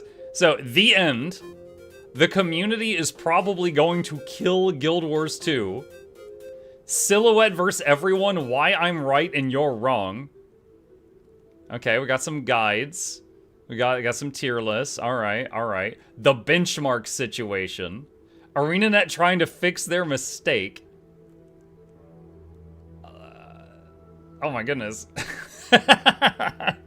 No, I haven't seen this. Okay, hold on. What is this regarding? I don't want to do like a full react video. Like, maybe we've forgotten, and I mean we, like the royal we. I definitely haven't forgotten. But in case you need a reminder, my take. He hasn't forgotten, chat.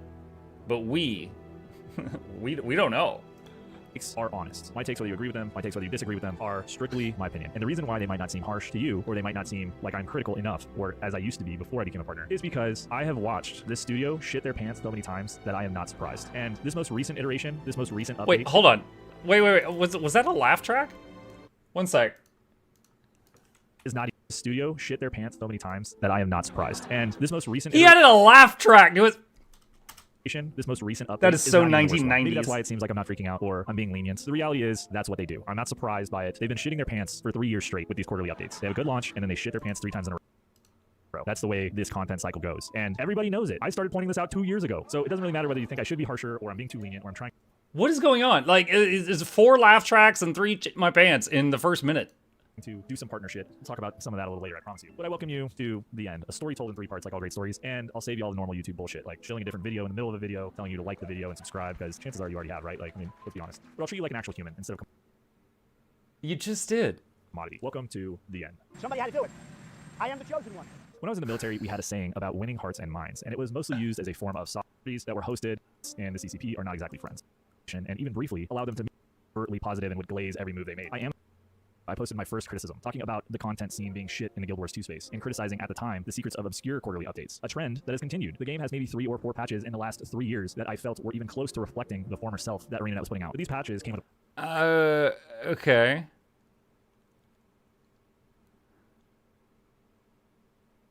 Okay. The third comment is, what on God's green earth are you on about? Yeah, alright, I can't quickly see what the point of this video is. I would have to like watch the whole thing, which I don't want to do right now. They are a business making business decisions, and while many people will ultimately give up on the franchise entirely if they decide to release a successor to Guild Wars 2, the reality is they don't have a choice. The earnings for Visions of Eternity have been shown to be lower than a lot of their previous releases. The content scene of the game via Twitch and YouTube has also drastically shifted from passion and entertainment to purely guide-focused content, tier lists, patch notes, build updates, and even the Discord scene, like videos like this, are very circular. Many of the things that I see. There was another video. That, hold on, let me find the guy. Let me find it, because I responded to it, so I just had to look at my comments. Okay. So this was another video that, okay, from General Apple. I don't know if any of y'all know him. So someone pointed this out to me, because I was mentioned in it. Here, hang on. Guys, I think it's time we talk about Guild Wars 2's biggest problem. And this isn't anything new. If you watch my previous Guild Wars 2 videos, you already know what I'm about to say, because this is a topic that I tend to bring up in almost every one of my videos about this game. And this is about the Guild Wars 2 content creation community. Now, the reason for why I started to make this video is because I was actually working on a different one. I was making a reaction for this incredibly... Oh, look at that handsome man! Video. Now, in case you don't know who Mukluk is, basically he's the biggest name in the Guild Wars 2 content creation community. Everyone knows and loves him. Rightfully so. He's a phenomenal, outstanding content creator. And yeah, he should be not the biggest. He's an OG.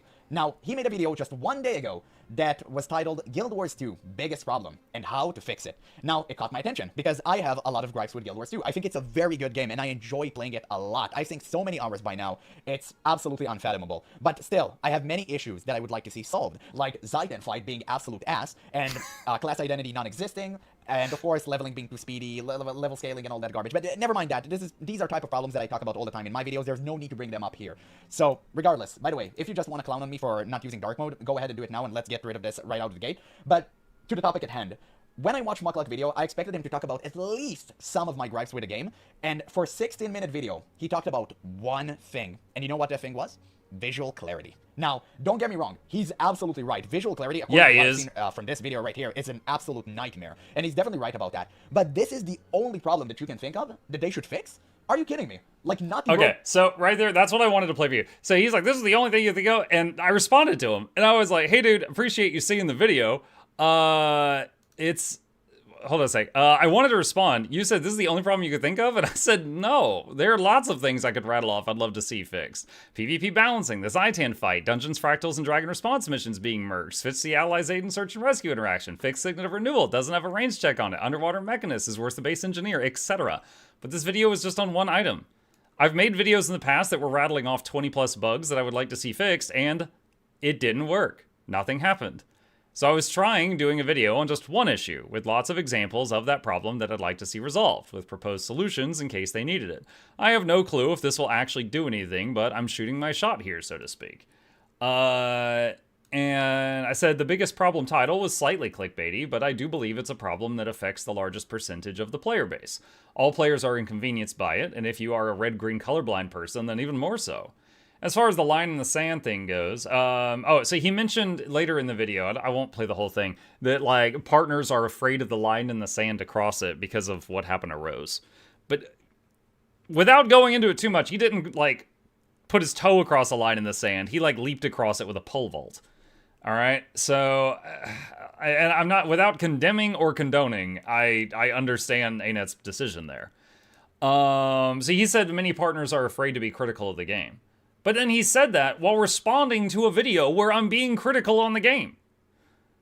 And then in response to that, here's the other replies. So General Apple said, it's crazy you found the video. I'm a big fan of yours. Just to clarify, I understand most Guild Wars 2 content creators keep their channels PG, but I don't think that should prevent them from criticizing the game in a respectful manner.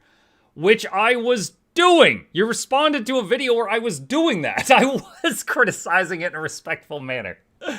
And anyway, so it seems like there's a few content creators where and I don't hate this guy. I'm being high energy right now.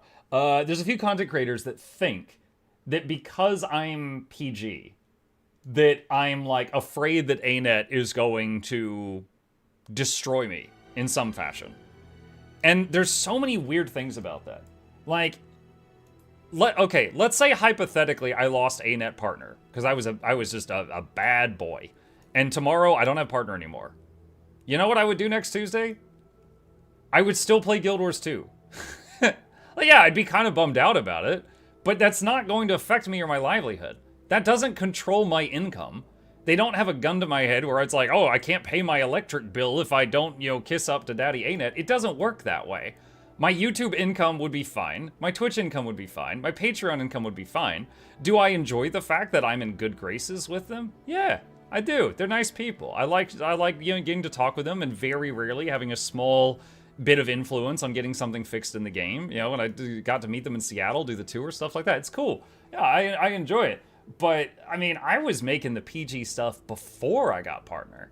Because I found it was just good business sense. And then I just stayed PG after I got partner. Like, these folks, like, I think Silhouette and General Apple, like, they're getting the cause and the effect mixed up. Like, I'm not speaking for everybody, but in my case, I was making videos in the manner that I make videos before I got partnered, and then continued doing it after. It wasn't that they partnered me and then I was like, oh, I gotta be a good boy. Oh, they've got the ruler. They're gonna hit me. It's just, that's not the order of events. That's not how it happened. Let's see. You wouldn't be able to switch regions? That's true. There's a couple of small perks I get from the partnership. One, that I can swap between EU and NA servers anytime I wish to. I use that to play with EU in the morning and NA in the evening. I wouldn't be able to do that anymore. Or I'd have to pay to do it like anybody else would.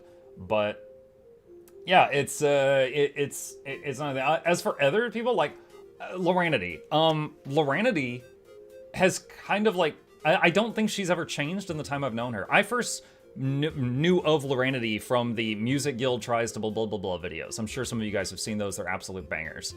And then later on, she became partner, and then she started doing more videos that are similar to like what I make, like some guides, some why you should play Guild Wars 2, stuff like that. I don't really feel like she ever took like a sharp turn at any point. I feel like her content's always been her content. And I do know that there was a point in time that I wasn't PG, but I changed to become a PG streamer before I was ever ANET partnered. And then, you know, there are others, that, like, you know, Teapot. Teapot's not PG. I'd say he's like PG-13. He drops bombs on occasion, but it's not like a sailor or anything. And I don't really think that, like, there are things that we, you know, can't talk about, like if, like, okay, for example, when I recorded the video before Janthier came out, where I did a promo video for Spears, I was able to play Janthier a few days early than you guys to make that video. I was logged into a server that was on Janthier, and no one else was on there yet, right? When I did the thing where I was on the test build of the game, and I was showing off the fashion templates before they were out, I saw a bunch of stuff that wasn't out yet when I was on the test build. So yeah, there's occasionally, like in those moments, there's things I know about, like maybe unreleased skins, and I'm like, oh, that looks good. I can't talk about it though, because it hasn't been announced yet. And usually within like a week or two, you know, it's announced, like, oh, now there's paintbrush weapons, things like that. So I occasionally see things like that I can't talk about, but it's nothing really major. It's minor stuff. But yeah, there is some stuff that, you know, like I have to keep secret because of NDA and stuff like that. But I mean, I don't know of any creators that were like super risque and then they got partner and then they became like a friggin' Care Bear. Maybe there is. I don't know of any. Like most of them were chill and they stayed chill. You know, it's not a huge thing. So I mean, I really don't believe that. Can you be a partner and be like kind of spicy? Yeah, I mean, Teapot is. You know, I mean, he aims toward like a slightly older audience, and that's fine. You know, as long as you're not acting like just, you know, a psycho, like it's fine. So. Yeah, I don't know. I felt the need to talk about this because I find it weird that this has been brought up twice in 2 days. The General Apple video and then the Silhouette video. I do not think the ANET partners feel like they have a threat over their head because it's not our livelihood. Yeah, I want to keep the partnership. It's a few nice bonuses and stuff like that, but that's it. That's it. It's not life-changing. Like, I wouldn't change who I am as a person to keep it, but I'm going to, you know, I'll do small inconveniences to keep it, sure. Let's see. T-Bot had crazy hate comments on the video about Fashion Template where he was accused of only not hating it because he's a partner. I mean, like, and the thing about us, like, not being critical is, like, when I was on the broadcast for Fashion Templates, I of course was trying to be as positive as possible, right? But then right after, I went live on my channel and I was like, yeah, I think it would have been better if they had like another tab right here that said current. Like, you can check the VOD. Like, right after, I was like, I think it could have been a little better if ABC, but I was very constructive about it.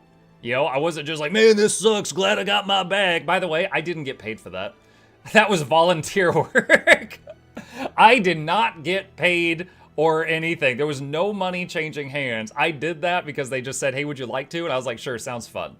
There was no money involved in there. So they did not pay me to glaze Fashion Templates. I was just like, yeah, sure, sounds fun. And I was just, you know, very professional on their broadcasts, and then I went back to mine and I was honest. Paid in exposure. It's true. I think I got 20 new followers that day. I think at that point most of the people watching the broadcast knew me, and they had already decided whether they liked me or hated me. So, but yeah, I'm happy to answer questions like this. But I think this whole idea that ANET partners are just suddenly scared and have a threat looming over their head, I feel like that's a major misinterpretation. Do we not like Fashion Templates? My opinion on Fashion Templates is it is good that it adds new features to the game that we didn't have. It is bad that it has made features we did already have become less convenient.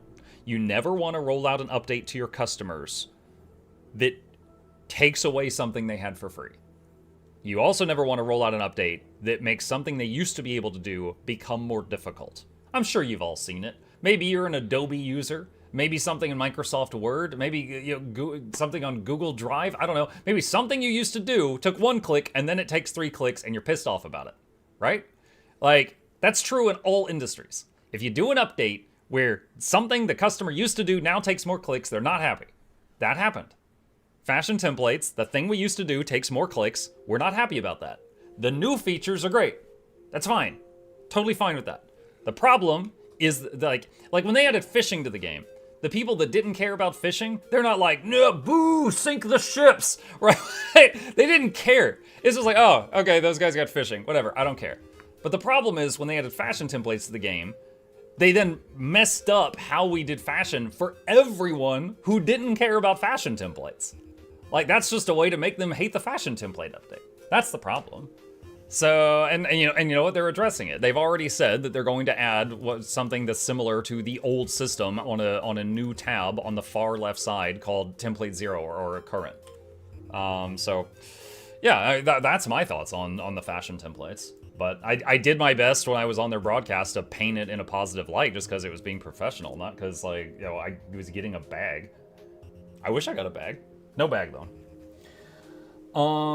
Muck, are you savvy with computers? I'm alright. I've been a nerd for most of my life, and I used to work in tech support. I was good at it, but I hated it. But I mean, if a problem is bad enough, I'd rather pay someone else to fix it for me. I don't enjoy it. Where's Chip? Chip is upstairs in a sunbeam. His 12:15 p.m. appointment. Fashion templates have kind of grown on me, honestly. Being able to save unlimited sets of fashion notepad is great. Yeah, like I said, the new features are good. The problem is that they made the old features more difficult to use. That's the issue. That's a summary of the whole issue. Muck, you have no idea what you mean by being professional. Being nice is the opposite of being professional nowadays. You need to be toxic and all like that. Wow, Crimson, you had me until the last sentence. I was like, wait, is he saying something for real? No, you're just... Shut up. Surma just showcased nice Untamed heal build for 22k DPS and good heals for instance content. Let me give it a go. Dude, it's not out yet. Hold on a sec. Let me open my main YouTube page. Just a minute. Okay. Right here. I tried heal DPS Untamed. This goes live tomorrow. This one, I don't know how it compares to the Surma video. This one did like 15k DPS. That's highball. This one did like 10 to 14k DPS. And it also was like healing the party and doing boons and stuff. But the main weakness with heal Untamed, whether it's heal or heal DPS, is Untamed has no group stability. So you can't use it on all fights. So I haven't tried the Surma build, but I did just try something very similar.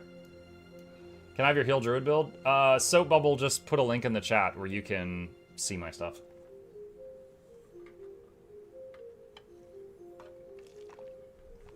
Blue Muck is ranting. I'm ranting about people ranting. They're not ranting well enough. No. Just to say once again, General Apple and Silhouette are both good people, as far as I can tell. I've had some interactions with them, and I've enjoyed those interactions. I just think that they are not correct on this. I'm not hating on them. I just think that, like, I disagree with this. I do not think the ANET partners feel like there's a threat over their head. Or I certainly don't. Update out. What's the update? Wait, what? Deposit failed, likely due to network connections. Please try again in a short while. Wait, what? Chat, the guild won't take my shrooms. Well, I can infinitely explode now. Because it's not using them up. I don't know what to do with this information, but I can do this now.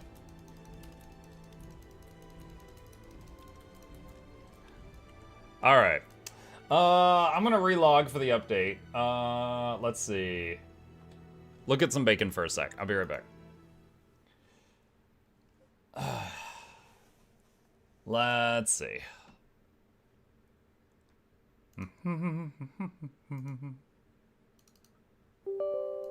Alright. Mug, what do you think about the current state of Ranger in the game? It's fun. I feel like most ranger specs are mostly greedy DPS.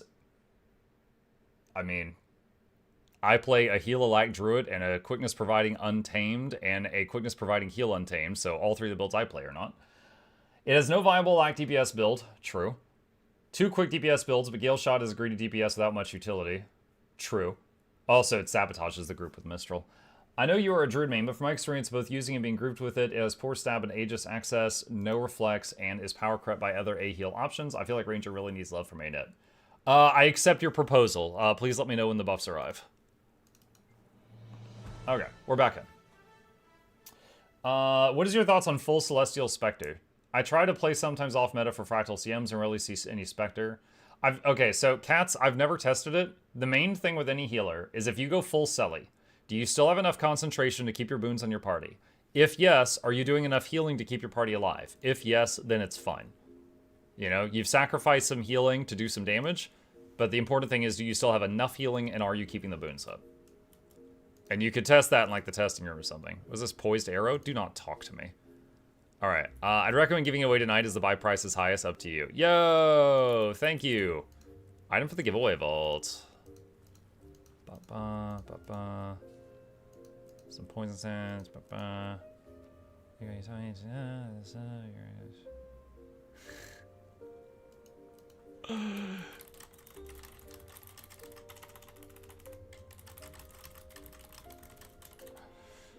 Someone's sending me a very nice letter.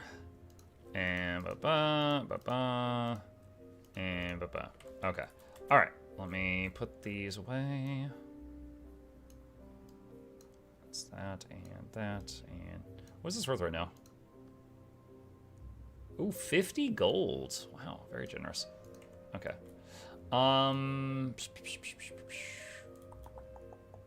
Okay. Let me see. Okay, hang on a sec. So this is 224 late notes. Wait, is this whole thing today? This whole thing is today? Oh my goodness. What is this? Do I have to read these?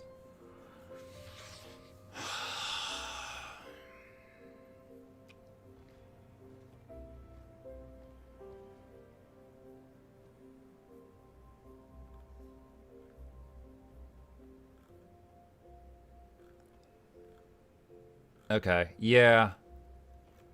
Looks like I got some reading to do, chat. Okay.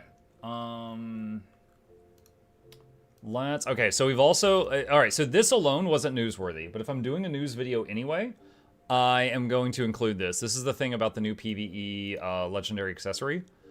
Alright, so... Let's do what I usually do whenever it's a Tuesday and I have to make a news video. Check to see if there's anything else I need to cover. Black Lion Ticket Person. Painter's Weapons. Okay, so those are still the same. Those have not changed. Black Lion Chest. Newest thing. Let's see. Collapsing Starskin, Vintage thing, Black Lion Ticket. Unopened Endless Desert Mystery Tonic? Wait, what? Oh, they moved it up here. Oh, okay, they changed this UI. So, dance platform is still there. Acclaimed Militia Leggings. Just tight red pants. Okay. New exclusive. Alright. So, tight pants is, I guess, the next thing. Alright. So, Black Line Chest has some new pants. Let's see. Wizards Vault. And I'm full. Gem Store. Fashionistas package. Oh! Has a Black Line outfit voucher, a cape voucher, and a weapon voucher, and a guaranteed die unlock. Oh. That's kind of neat. So, I mean, those are random, but those three are not random. You can pick what you want from those. Interesting. Char Conjured Doorway Skin.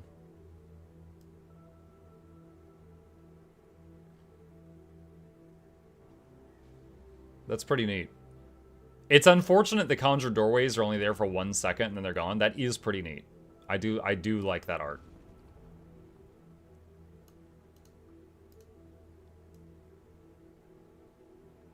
Look, there's like a char at the top. There's exhaust pipes on the side of the door. The gears, of course. Alright, so there's new stuff on the gem store. There's new stuff in the Blackline chest. There's not new stuff on the ticket thing. And there is some notes. The new pants are themed with the one coat with the glowing shoulders that came out a year back. Okay. Alright. Let's see. Let's see. Alright. Let's do it. Hopefully my voice doesn't give me any issues with this one. Okay. So chat, we are going to go into... Let's see. Pause that. And pause alert. So we're going to go into news mode here, chat. Well, you've got a news video to make. Alright. Alright, hello gamers, Mukluk here, and today is Tuesday, February 24th, and there is some Guild Wars 2 news. Usual thing, note to users of third-party programs, your add-ons may break, so if they broke today, that's why. Open world changes. New forms of the Thorn Sword Khalidbolg have awakened. Players who have completed the Knights of the Thorn side story can unlock a short collection to obtain Khalidbolg's spear and staff forms by visiting the distant lands of Janthir. Additionally, Ridai will now offer skin-only unlocks as an alternative to changing Khalidbolg's current form. That is very interesting. So Khalidbolg, I should have read this beforehand. Khalidbolg is a weapon that I have a guide on. Right here, Ascended Weapon in 1 hour. And when you get it, you can choose for it to be a greatsword, a sword, a scepter, a dagger, or a shield. And you can change it by paying some currency and talking to an NPC named Ridheis, who will then be in your home instance, and you can talk to her anytime you want to change it. So this is adding some new forms to it. If you want to do that quest, I will include a link to the guide on Khalidbolg. It requires Heart of Thorns, but if you have Heart of Thorns and you have, you can do it pretty quickly. If you have a flying mount, you can do it in less than an hour, and you can pick one of those Ascended things, and apparently now there's more options. Now, in the past, to get all of the skins unlocked, you had to be like, change it to a dagger, and you had to pay. Change it to a shield, and you had to pay. And you had to just go through all of them in order to get all the forms unlocked. So now they're adding some new ones. Let me go over here to the dressing room, and we're gonna go to wardrobe, go to weapon, and search for Khalid. Okay, I don't see the spear or staff. Okay, I guess they're not called Khalidbolg? I just see the existing ones in here. So that is the sword, that is the dagger, that is the scepter. That's the top and the pointy parts at the bottom. That's the shield. And that's the greatsword. And if you have all of them, you also get a different greatsword called Khalidbolg Origin. So I'm not sure what the staff and spear are called, but apparently Khalidbolg is not in the name. Okay, moving on. Updated the Blackline chest preview to better display the exclusive items and the combined drop chance of the categories. A comprehensive list has been added to the disclosures of odds page. So, we noticed this before reading the notes. If you go to the chest and hit preview, now it shows the rare stuff at the top. So, returning exclusive is like the dance platform. And then new exclusive is acclaimed militia leggings, which with my coat, it just looks like tight red pants. But they apparently match a nether item that came out like a year back of a similar name. Okay, let me change this. Mukluk Collection is unlocked when you enter a Janthir map. When I enter a Janthir map, okay, just a sec. Let's go over here. All right. And I'll check on that in just a moment. Updated the vintage Blackline weapon box to include missing weapon sets and consolidated its preview to improve readability. The vintage Black Lion weapon box is a box that when you open it, you get... Oh, there we go. Forms of a Thorn. Okay. I'm going to track that. Reverie of a Thorn also. Okay, track that also.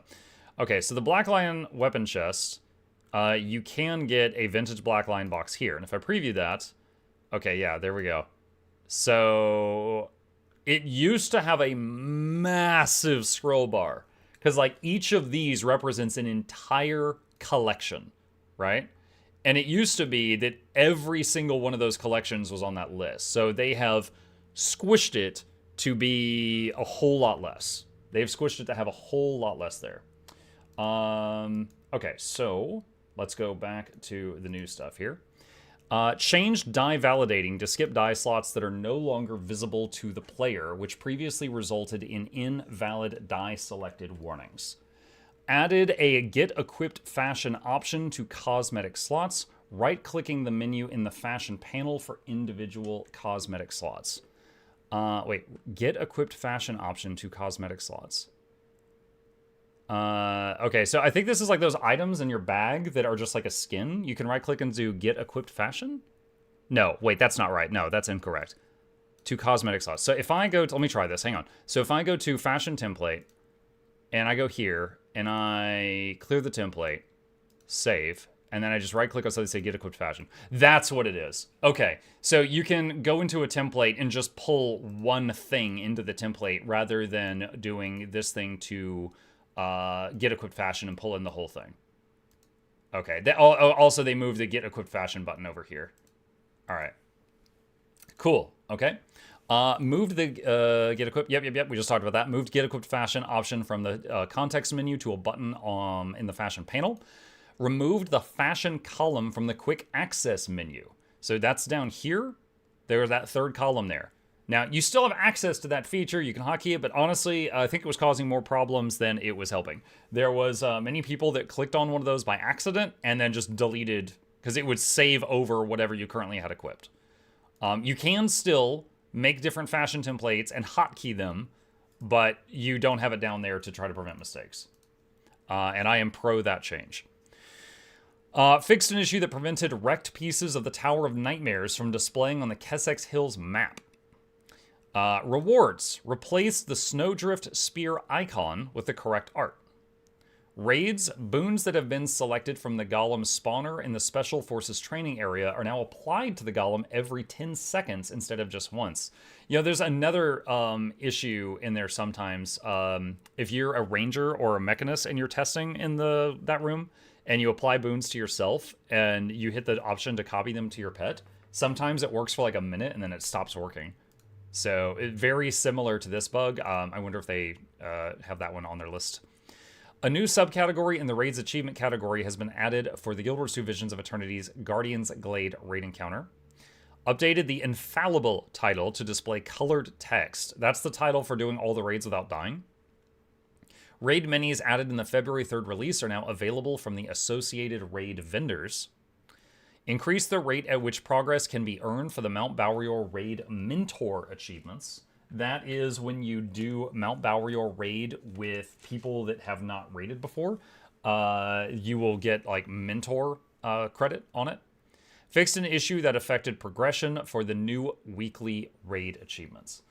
Sorry, give me just a second. Let me take a drink of water here.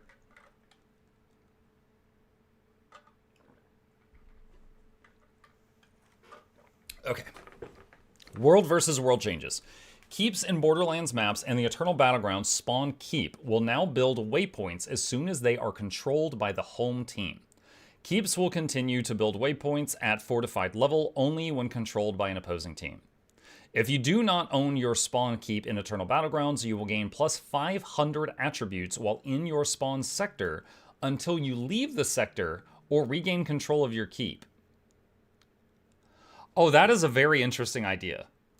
So anyone that faced Maguma in the days of old knows about this. So what this basically means is if you get beaten back into a corner in World v World and you are all you have is your spawn point, your team gets a really thick buff, 500 to all stats, to help you break back out of your spawn until you get your keep back.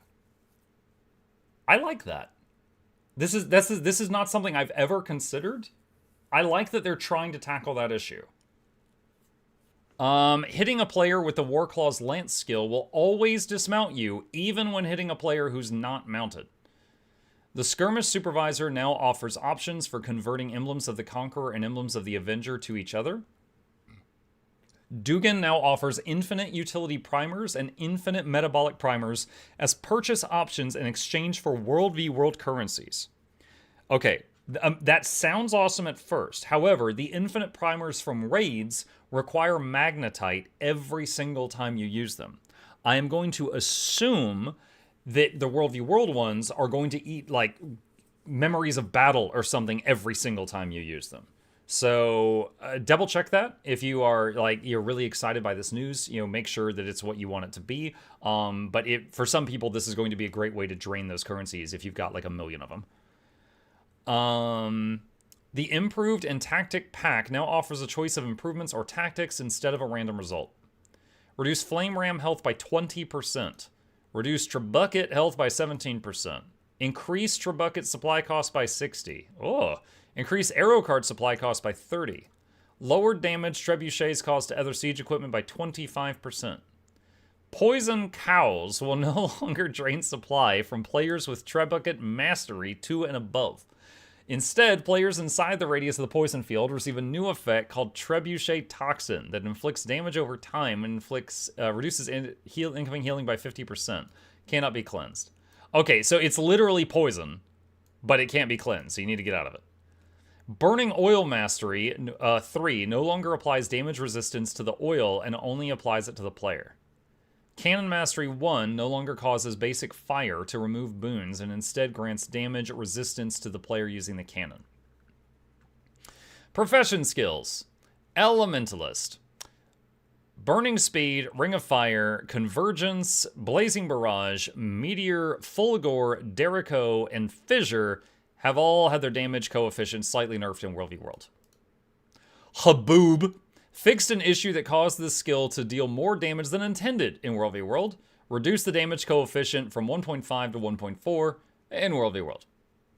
Ether Renewal increased the cooldown from 15 seconds to 20 in PvP. Rock Solid reduced the stability duration from 3 seconds to 1 while specializing in Earth Attunement in PvP. Catalyst Relentless Fire reduced the damage increase from 15% to 10 in World v World. Empowering Auras reduced the damage increase from per stack from 2% to 1 in World v World. Evoker Calcify reduced the day's duration from 1 second to 0.25 and the base barrier from 951 to 495 in PvP. Enhanced Potency reduced protection condition damage reduction from 25% to 10 in PvP. Familiar's Prowess reduced the damage reduction from 10% to 5 in PvP.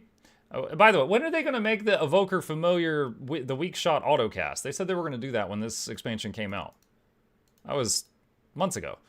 Spirit's Sucker reduced the healing power coefficient from 0.2875 to 0.1 in PvP. They did. Did they make that change? It does? Okay, that's awesome. I clearly haven't played my Evoker in a while. I was still waiting on that change. I didn't know that they did that. Good to hear. Engineer Napalm reduced the damage coefficient per hit from 0.28 to 0.24 in World v World. Acid Bomb reduced the damage coefficient per hit from 0.85 to 0.7 in World v World. So slight nerfs to those two. Guardian Fiery Wrath reduced the damage increase from 7% to 5. Symbolic Avenger reduced the damage increase per stack from 2% to 1. Furious Focus reduced the damage increase from 10% to 7 in PvP and World v World. All right, so I feel like I should really highlight these two. These two don't say in a game mode, so I assume these are in all game modes. Luminary Resplendent Weaponry fixed an issue that caused this trait to apply boons in a smaller radius than intended. Oh, yes, that's great. So, as a support enjoyer, I mentioned when I did the video that I tried Heal Luminary, that the boons from it were, the radius was much smaller than it said. Like, it lied. So I am happy to see this change happen. Because it said, like, one radius, but it actually applied them in a much smaller one. Conduit. Bolstered Bonds reduced the Legendary Assassin Stance bonus from 150 power and 150 ferocity to 75 of each in PvE only. Reduced the Legendary Demon Stance bonus from 75 Condi and 150 expertise to 75 Condi and 75 expertise in PvE only. Okay. Release Potential Assassin, decrease damage coefficient from 1.3 to 1.0 in PvE. Banish Enchantment, reduce the torment duration from 6 seconds to 3 in PvE. Unyielding Impact, reduce the burning torment and poison duration from 6 seconds to 3 in PvE. Twin Moon Sweep, reduce bleeding and confusion duration from 4 seconds to 3 in PvE. Okay, so any conduit DPS builds may be impacted by these changes. There's a lot of stuff here. Thief Antiquary, Scoundrel's Luck. This trait now grants Scoundrel's Luck when you use Scrit Swipe instead of an artifact use. Warrior fixed a graphics error in the targeting decal for Battle Standard, Banner of Strength, and Banner of Discipline. I didn't even know about that one. And then additional notes. General, if a player uses a guaranteed wardrobe unlock and only unlocked one piece of the Dapper Suit package, Breezy Swimsuit, Tropical Beach Pack, Gentle Garden Swing Chair Glider combo, Leather Straps package, Heretical Scholar's Cape and Hood combo, or Blissful Skirt and Boots combo, the rest of the items in this set can now be obtained from Black Lion Exchange Specialist. Okay, so all of these things are like, they're not outfits, but they're almost like outfits. So if you randomly unlock a piece of one of them, you can get the other pieces from a merchant. I don't know how much they're going to cost you, though. All right, I assume tickets, but I don't know the number. Raid changes. Fixed an issue that caused some storm effects to persist between attempts in the Guardian's Glade raid encounter. I didn't see that one. I did Guardian's Glade once. I did it, and it took us like 10 tries, and we got our kill, and then I made the guide on it, which will be out soon.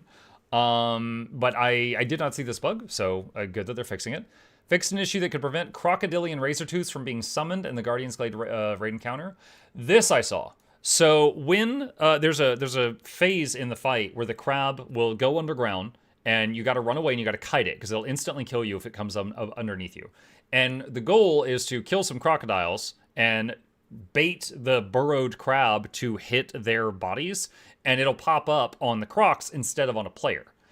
However, if you went into phase 2, the kiting phase, and there were no crocs up, it was really rough. You had to kite until some spawned or wipe it. On some attempts, crocs would spawn as soon as you go into phase 2, and it felt like that was the intent. But on other attempts, you'd go into phase 2 and just not see any crocs. It'd be like, what the heck are we supposed to do? So that's fixed, hopefully. Fixed an issue that could cause the cursed artifact to reappear after the Guardian's Glade raid encounter has already been completed. Fixed an issue that prevented the Biting Swarm ability in the Guardian's Glade raid encounter from displaying the intended number of effect stacks corresponding to its damage level. Alright, so that's the bees mechanic.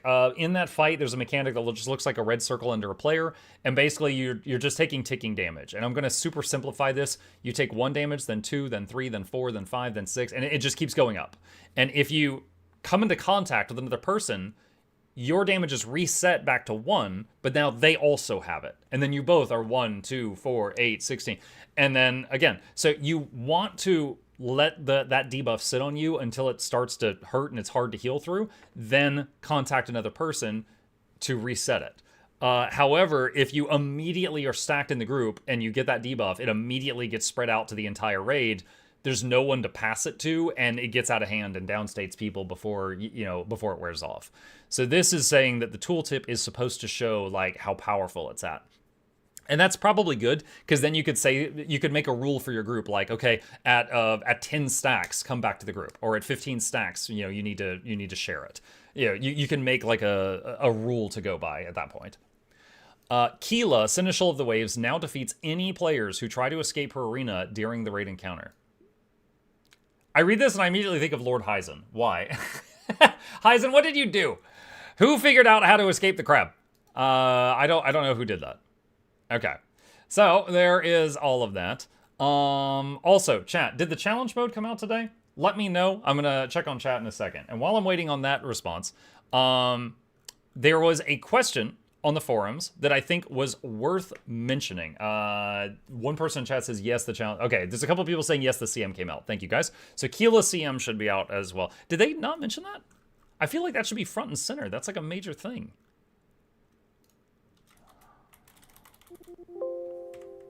Bro, come on. Like, that should be the top of the notes. That's like the big thing. The challenge mode's out. Okay. All right, it's their first day. It's their first day. All right, anyway. Other thing.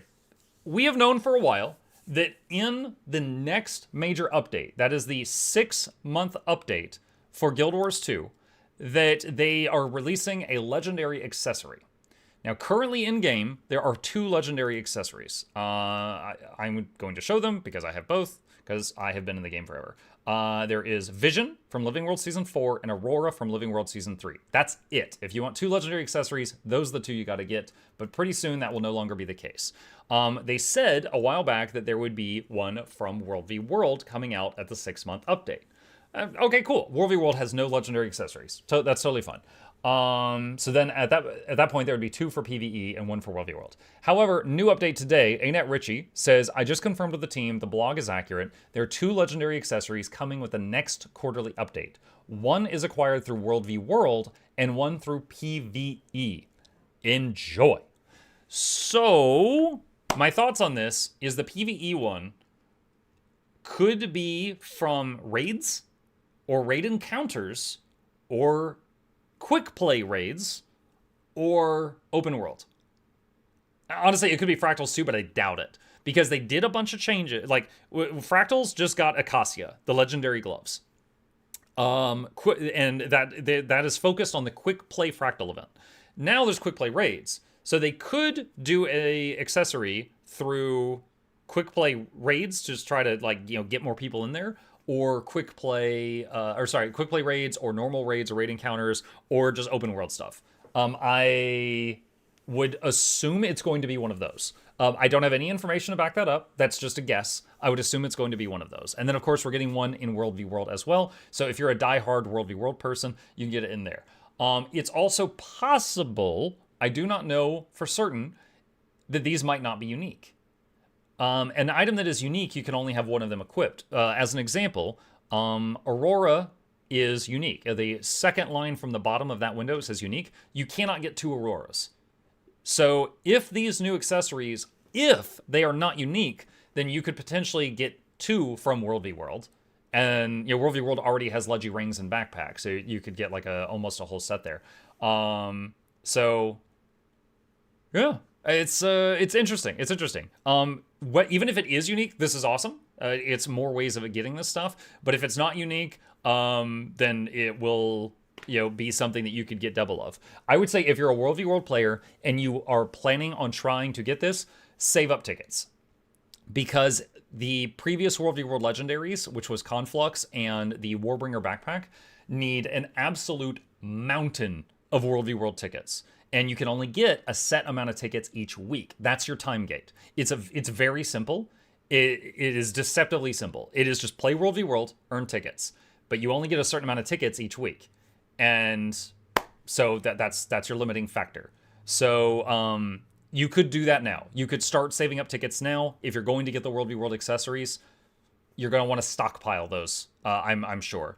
There might be other things as well. You might need like badges or memories of battle. Those were used in the previous World v World projects. I think it's safe to assume that it might be good to save a couple stacks of those if you're able to do so. I think that's just a safe assumption, but I do not know for certain.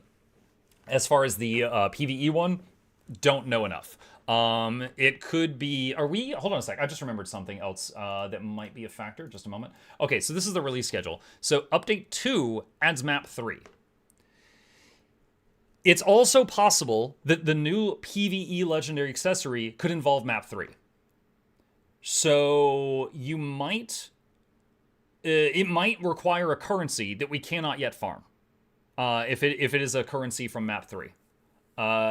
Just like how we've got currencies for Starlit Weald and we've got currencies for Shipwreck Strand. Whatever map 3 is will probably have its own currency, and that currency we might need like 250 of it or something to get the new PvE accessory.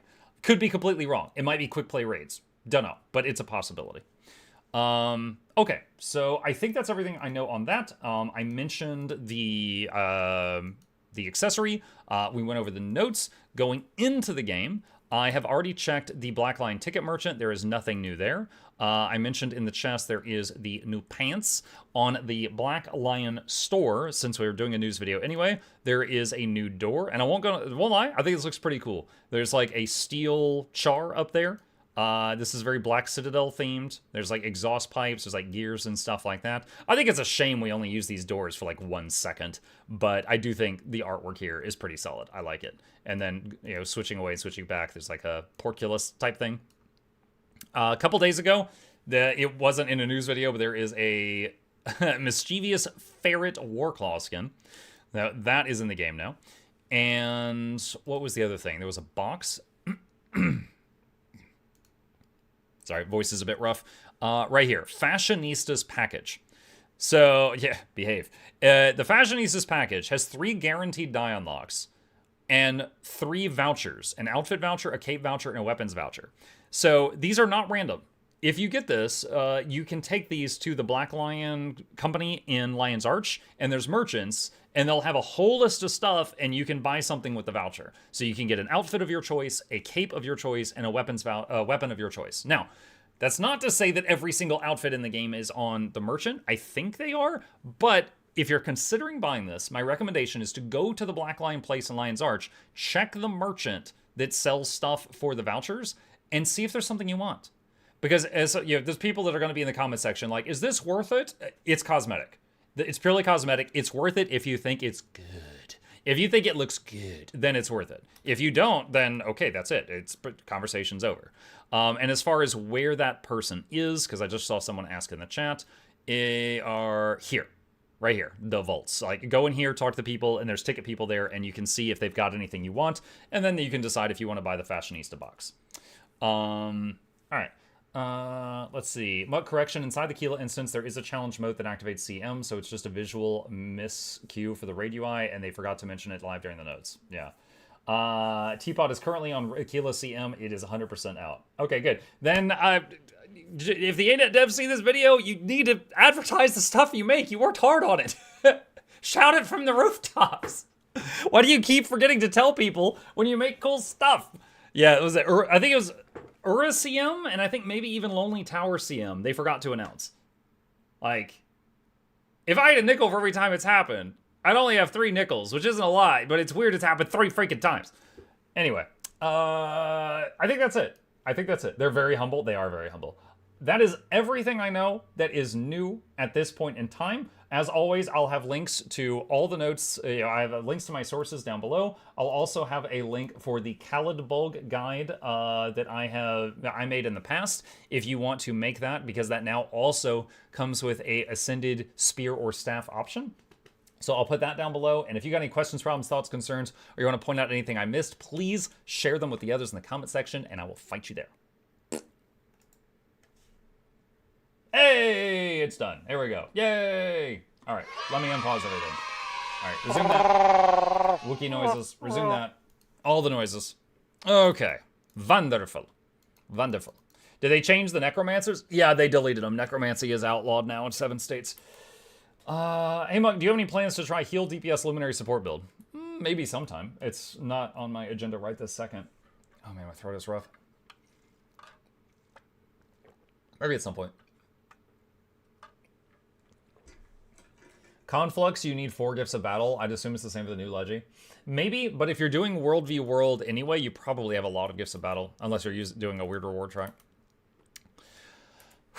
Okay, let's do. All right, give me just a moment, chat. I'm gonna take that news video we just recorded and start uploading it to YouTube. Hold on, you're gonna hear it for a moment. All right, hello gamer. Hi, Mukluk. Okay, yes, that's the right file. And yours to news to 2426. Just a moment. And log into YouTube on the other computer. And upload. Let's see. That one. All right, wonderful. Okay, so that is uploading. And refund that, refund that, refund that. Wizard hat, sure, why not? There we go for Darth Maul. And okay, I gotta make a thumbnail for this. What's your next I Tried vid coming out? What spec will it be? I Try Heal Conduit yesterday. Tomorrow is I Tried Heal DPS Untamed from the Guild Gen website. I don't have any more in queue after that at this time. Mike, did you ever gamble enough for the vendor item? No, because before I gambled enough for the vendor item, I ended up getting the permanent personal merchant express. So I can summon a vendor at any time with this. And so I no longer needed it. So no, I didn't finish the gambling achievement. Are you going to get the Calibulg new forms? Yeah, probably. It's something to do. Let's see. Speak with Red High in your home instance or homestead. Okay. Let's see. Home instance or homestead? Alright. I'm going to need Gimp. Hey, my K-Chat, just got the legendary amulet of Seas of the Dragons. What would you suggest to go after now, Aurora or Ad Infinitum? Krowlin, do you already have Acacia, the legendary gloves? If you don't have those, I'd get those. Oh, I forgot to do my home instance today. Alright, there's Red High. Mug, is there a way to find your druid build? Exclamation build has a link to, efficiency where you can inspect me. It's, druid build is build number 2. All things have a right to grow. Hey, Muck, I trust Calibulg has been a powerful ally to you. I felt a resonance from Calibulg when I traveled to Janthir. After your expedition, I too walked the lands of Janthir. I saw many amazing sights. Perhaps Calibulg can attune itself further in its places of natural power. I'll see where it leads me.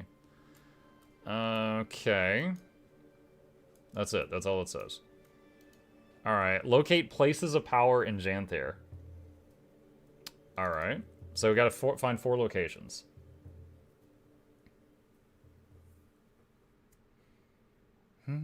There's a wiki article in progress. Right on.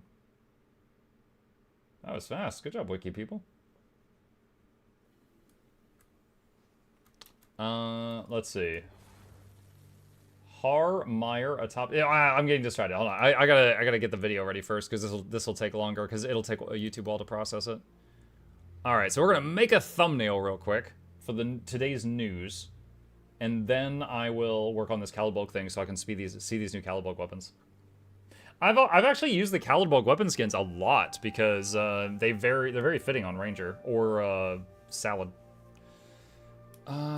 Let's see. Get rid of that and that. Hide him and get rid of the background layer. All right, where's the new stuff? Just take a shot of this. Put that there. That there. And where's the thinky boy? There's that guy. And do some text. Get rid of that.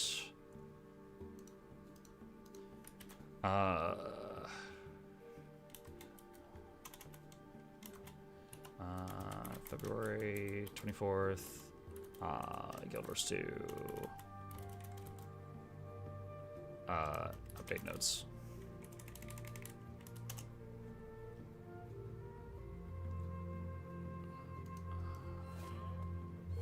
Update notes or update changes? I guess that's fine. Meh. Okay. Ellie nerfed into the ground again. Ellie got a long list of small nerfs for World v World, and then there was a few other things.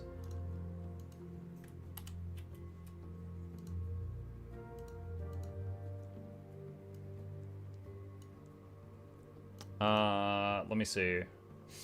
Here is a link to the notes if you want them.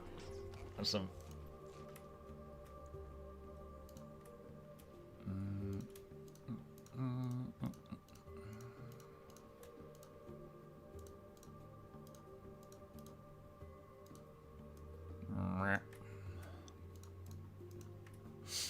Okay. And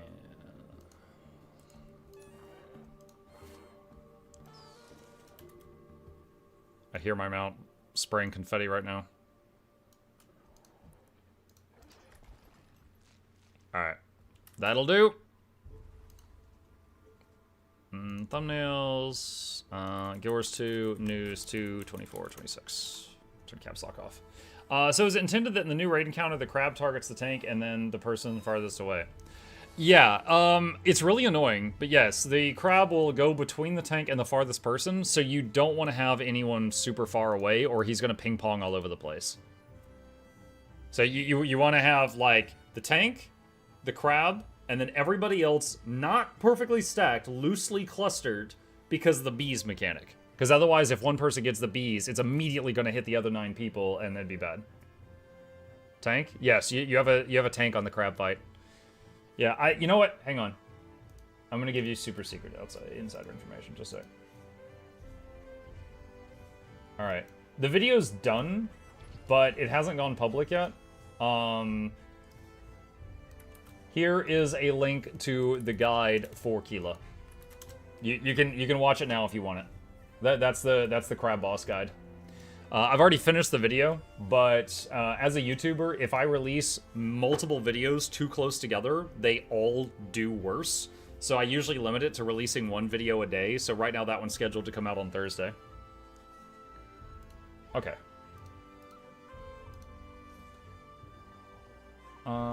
Let's see.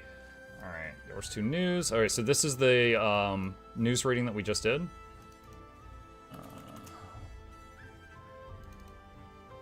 Do that, reuse all that stuff. June 4th. Guild Wars 2. Let's see, today's Guild Wars 2 patch changes. Okay. And related links, there's that. Khalid Bulg guide. And, oh, we also need this one. There's that. Okay, I can close that. Close that. And Khalid Bulg guide is there. And then do this. Hey, good timing. We just finished the news video. Thank you. My wife brought me a sandwich. All right.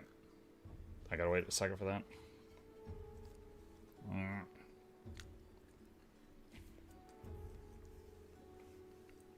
So for the YouTube algorithm, should I make my comment on the video now or wait till it's public? You can do it now if you want. I truly don't know.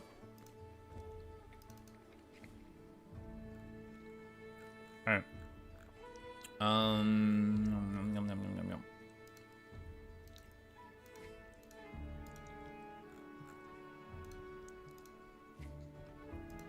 Have to tell it, yes, I'm a good boy. No, it's not a political video. Ah, yes, politics. Divinity's Reach in the Black Citadel. Politics.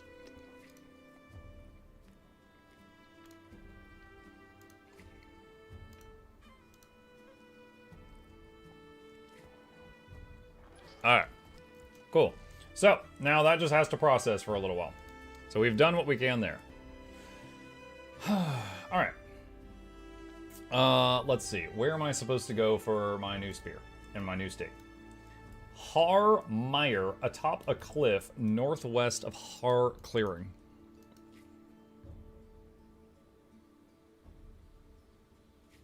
So, like, there?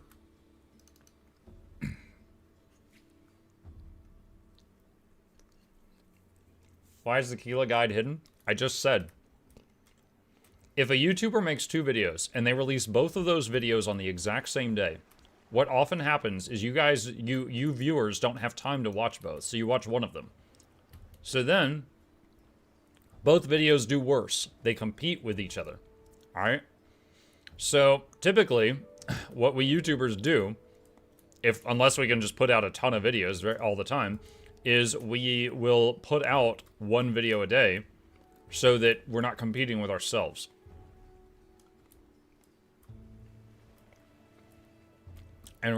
And I don't usually release videos on Tuesdays because I know that there's a possibility of a news video, like what I just did. And I've already got a video planned to release tomorrow and the day after. Reverie of a Thorn. Deep within the grove, this small alcove is filled with a soft light. It feels restful as if waking from a sleep. Alright, so it's right there. Next one. Below the Immortal Oak on the Janthier Sentry map. Immortal Oak.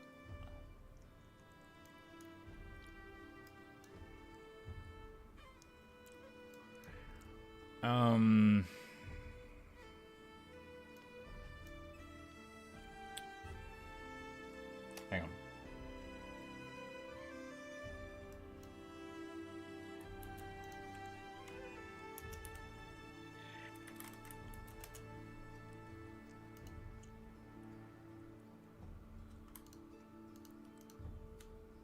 All right, right there.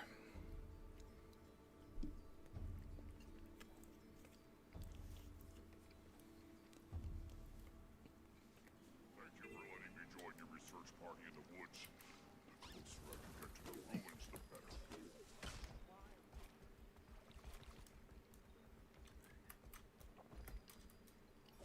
Monk, you should totally create a bacon legendary video for April Fools as a joke, but make it a serious video with different valid requirements and end it with needing to watch your bacon explanation video. It's weird.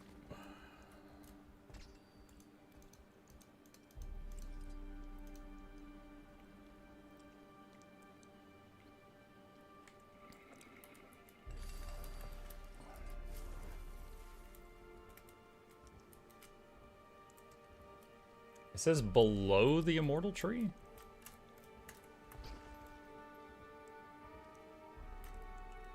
Oh, up there. Deep within the grove, the small alcove is filled with soft light. It feels restful as if waking from sleep. Alright. So that one was there. Scarred Moat. Below the immortal oak on the Janthier Central. No, we did that one. Luminous Moat in the river. There's a cave that leads you north beneath the cliff. The moat is in the middle of the spring on the surface of the water.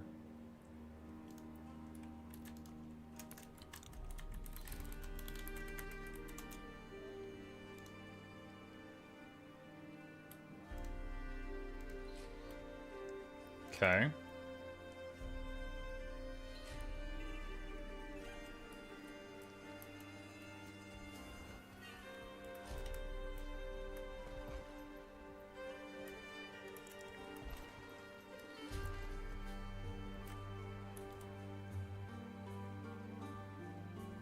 Someone sent you a real wizard hat. 2, actually, but one of them is a bit small on me, so I'll let my kid play with that one. And this one, the tag that was on it said this was part of a Gandalf costume. So it's like the official Lord of the Rings Gandalf wizard hat.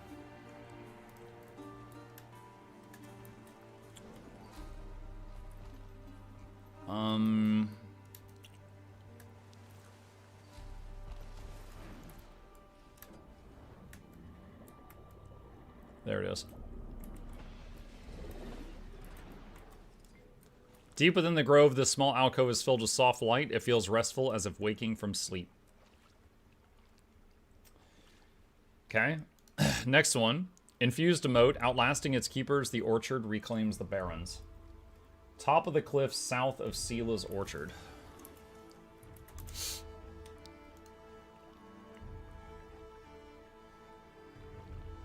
Wait, oh, this is in a different zone. Okay.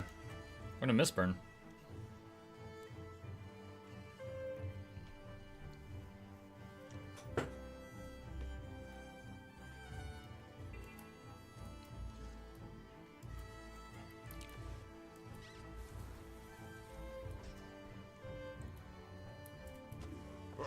Lost town. I didn't realize Well, this is going to be a bit of a jog.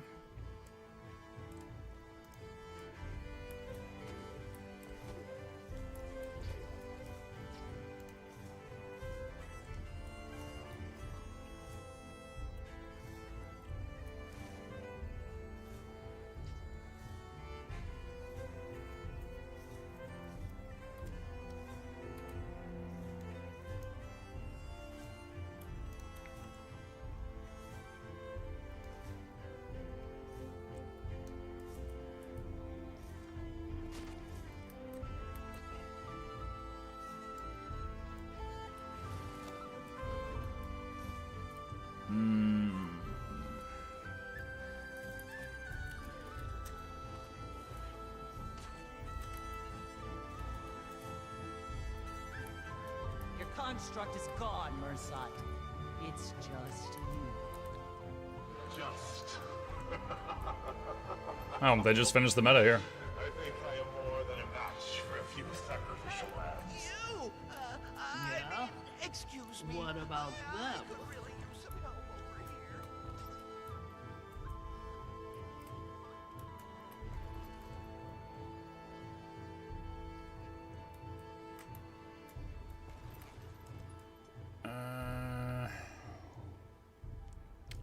I see someone up there. I wonder if that's it.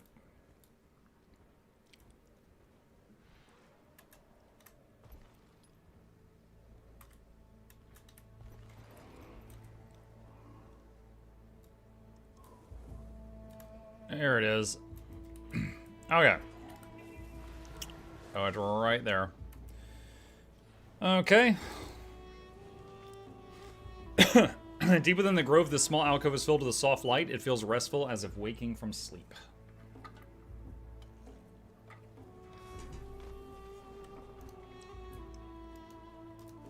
Alright.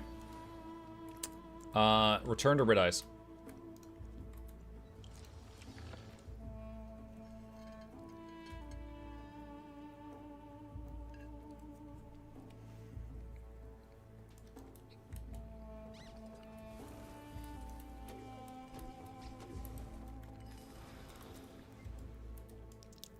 I visited Janthir's place of power that Calidbolg was resonating with.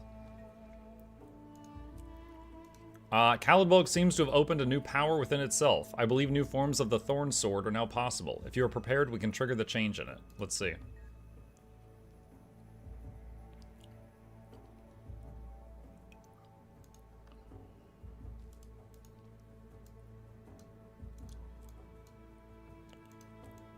So that's the Calidbolg Spear.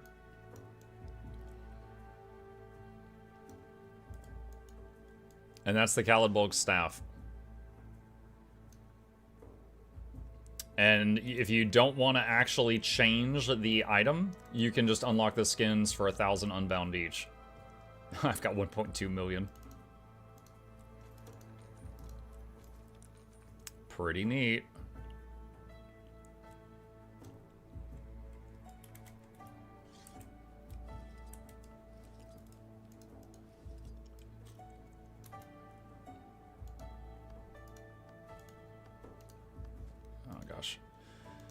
I haven't remembered how to do my wardrobe.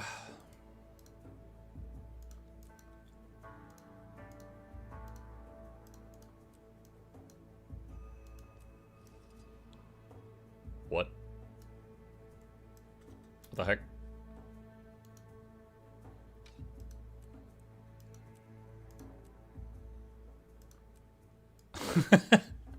Thought they fixed that.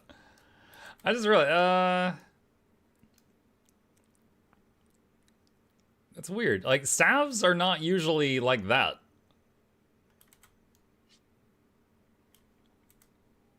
It's like Goku's power pole. It like shrinks down to like a little stick, and then it's a big stick.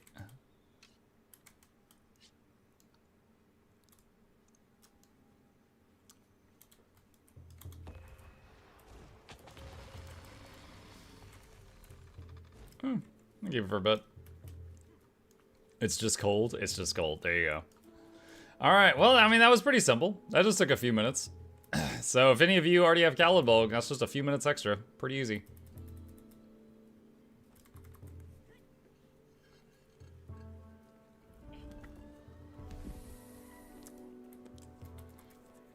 What's your favorite and least favorite jumping puzzle in the game?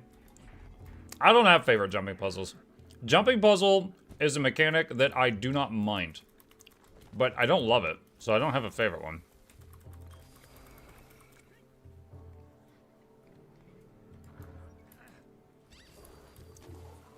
And while I want to jokingly say, like, Chalice of Tears, like, I think it's good that Chalice of Tears is in the game. Like, it's a challenge for the people that enjoy that.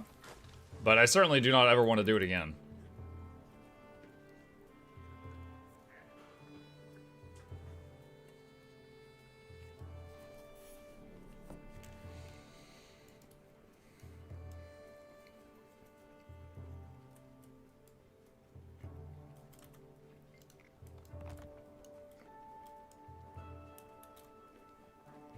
Is there a possibility of new weapons being added to classes like the Soto expanded weapon proficiency? Yeah, it's a possibility. It's not going to happen in this expansion because they didn't announce that.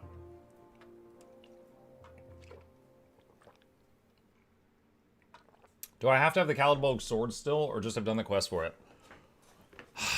So, okay, hang on.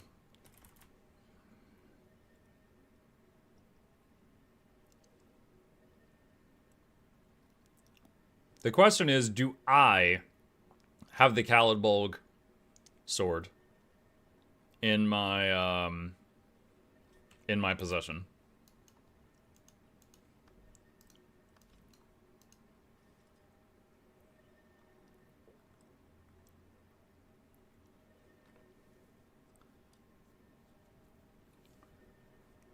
That is transmuted.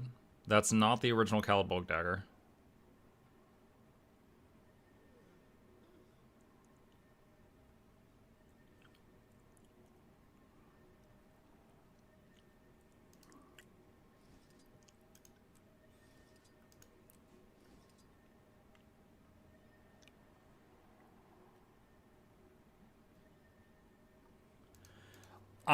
I'm leaning towards saying you just have to have done it, because I don't think I have Calidbolg on me right now.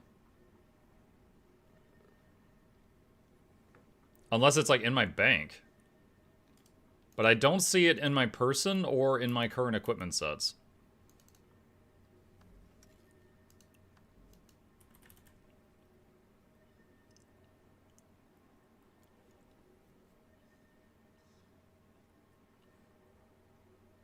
I might have it on a different character.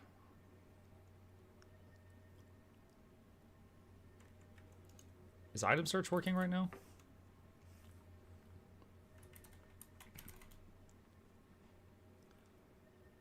Calidbolg Astera Bank 1. Wait, is it in the bank? Hang on a sec.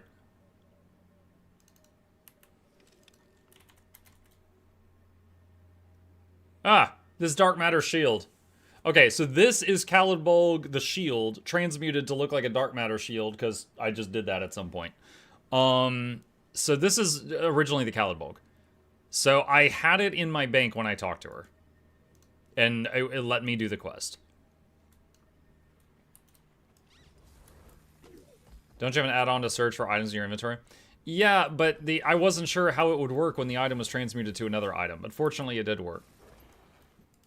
I did not know what was going to happen there.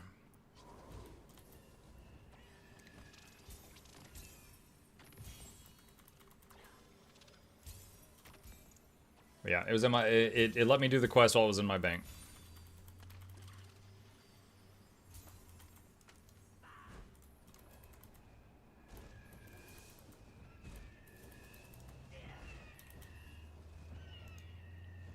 All right, get all this free money that I forgot to get today. Do I have to have the? Oh, I already read that. Muck, don't put me in timeout again. He may be ignoring the question on purpose. Wait, what? What's your opinion about Darth Maul's idea? What was Darth Maul's idea? Hang on.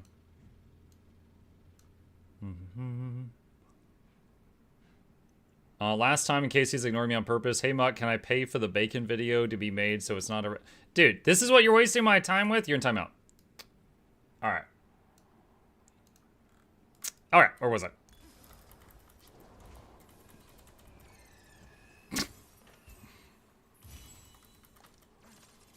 What's the best way to get ahead of the game for legendaries as I play the game for the first time?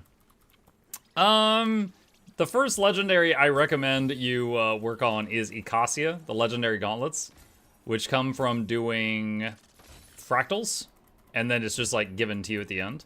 Second one is Season of the Dragons. Both of those are just like free, basically. They're just given to you. And after that, I mean, whatever you like, just stockpile resources, basically. Just literally anything that can go in your mat storage, just stockpile it.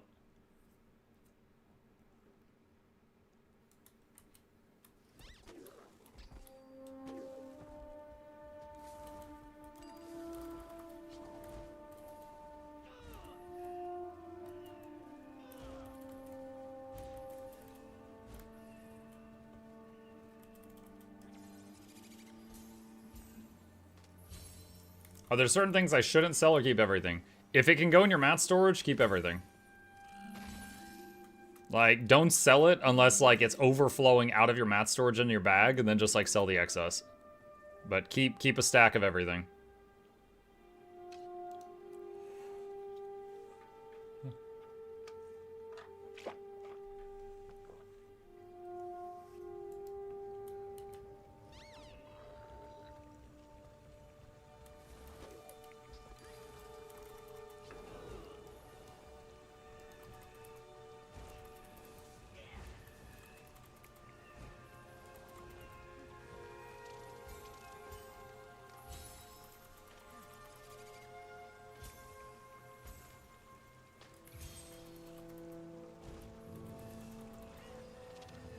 Okay, did this finish processing?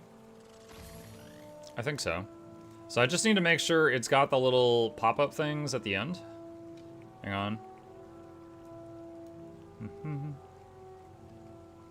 All right, hello. All right, volume's working. Khalid Bulg guide. Yeah, okay, so those things are working. Option. And then... Copy this. Pan a comment. Boop, boop. There we go. And done, and public. Alright. Alright. There we go. News video is out.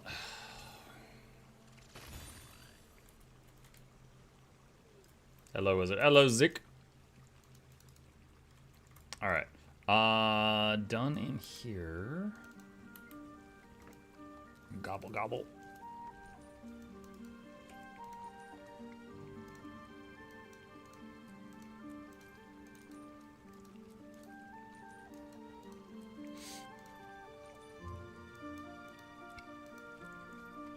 Alright, and now the alt park spots.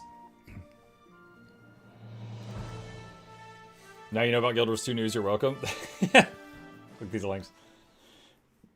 G'day, Mug. The mirrors and associated chests in Castora can only be farmed once a day. Chat, are the mirrors once per day per account or once per day per character? I know it's one of the two.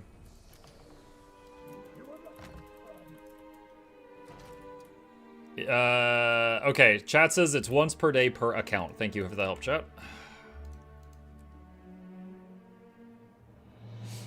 Hey, how's Guild Wars going? It's going beautifully.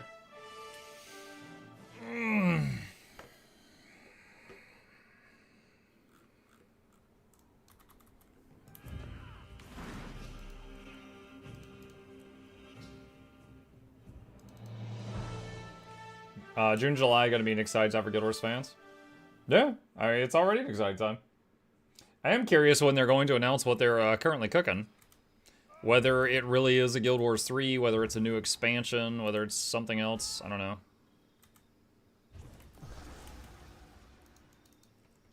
As the last 2 years, they had already announced the next expansion at this point in time. Guild Wars 2.5. just to be facetious.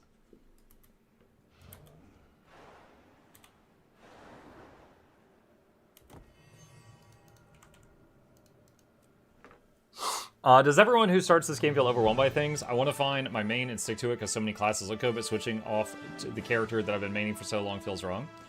So, Zake, this game, more than almost any other MMO, lets you swap mains without much issue. Your masteries are account-wide, your wallet is account-wide, you can take some of the gear off the character you were playing and move it to the new character you want to play.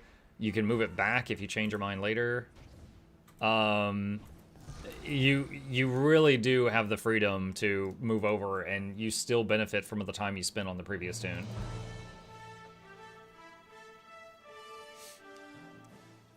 Do new players feel overwhelmed? Some of them do. I mean, partly that keeps me in business. I'm one of the YouTubers that makes a bunch of guide videos and stuff like that. But yeah, I mean, I'm sure some people do feel overwhelmed, but try to make the experience as easy as possible for them.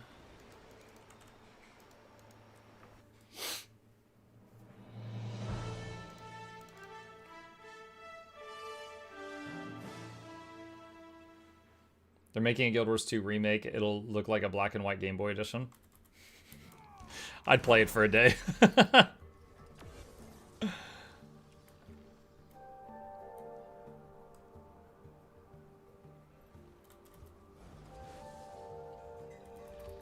What's a fun range class to play?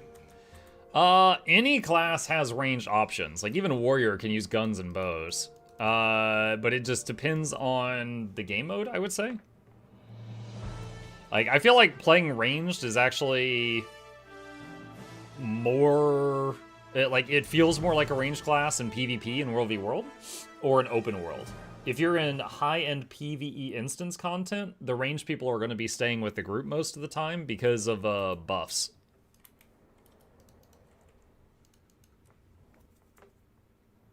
It depends. It depends!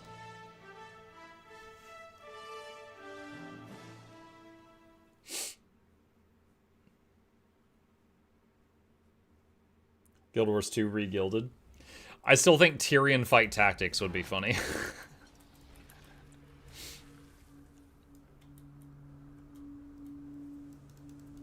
You must prove your strength to Ox by becoming the Ox.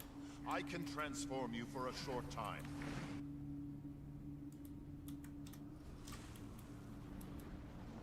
Expedition 33 combat plus hybrid of EX33 and Guild Wars music and lore.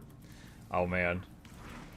I mean, do you think Guild Wars 2 is an indie dev? Like, they don't have that kind of budget.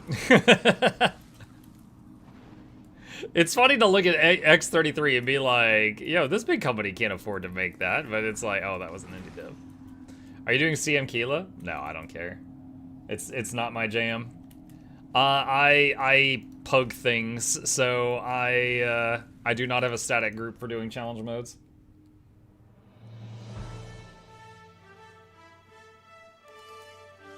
Out of curiosity, does anyone know what's different about it yet?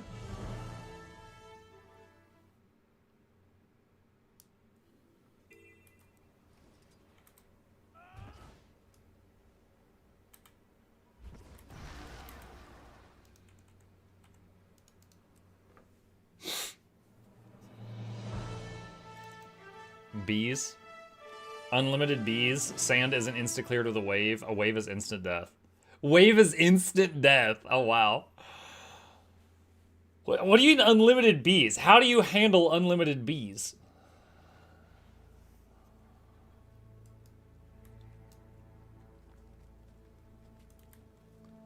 Like sand wave, okay, you kill the sand crabs faster and the sand doesn't spread as much. It'll eventually get swept away, not a big deal. But infinite bees. The bees remain until phase change. Oh, okay. So high DPS gets around both of those mechanics. Alright. Alright. Let's see.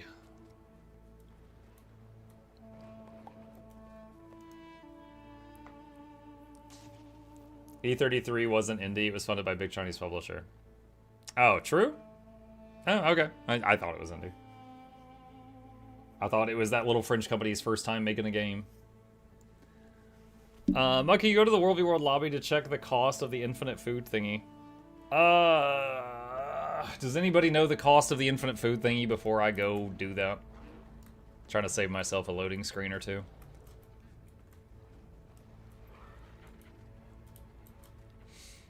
$6K tickets each is the response I'm getting, Martin.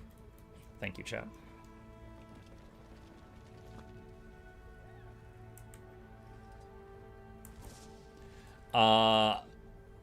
Wait, 6K tickets, 10K badges.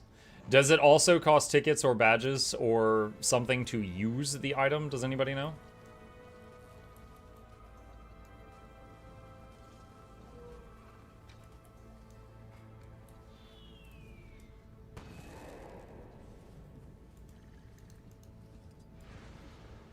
$25 badges of honor to use it. That's spicy.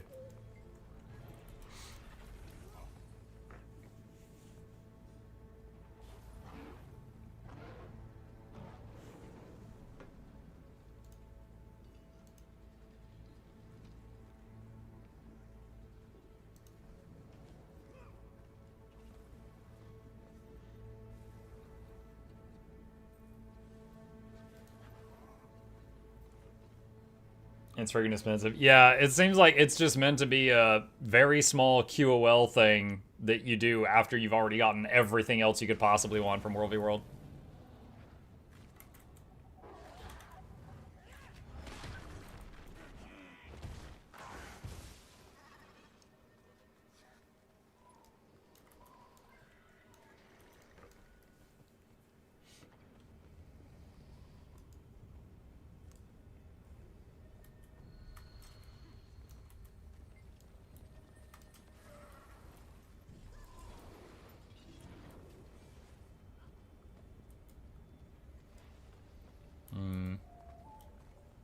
I want to do Hammerheart Rumble. We'll see if Mega Destroyer finishes fast enough. Seems like the mole is back, Muck, just letting you know. Oh, okay.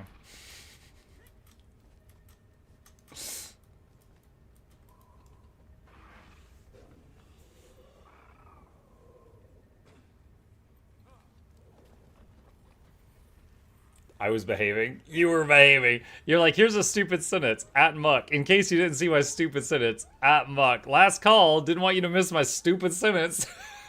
Just, like half the chat window.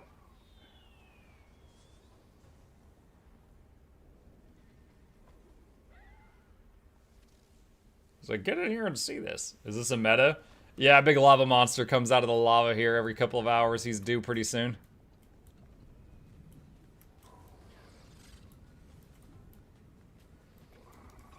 Let me see, hang on. Let me render all people. That's how many people are actually here.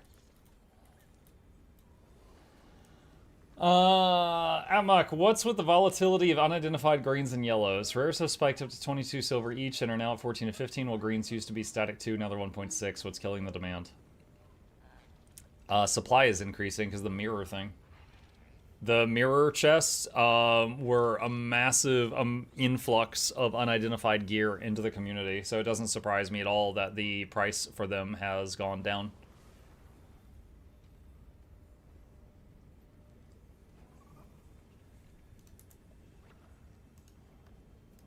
Yeah, I don't do it, but like I have some alts parked at those spots, and they give me some un-ID'd gear each day, and I'm not even actually doing the bonus chest stuff just because I find it tedious.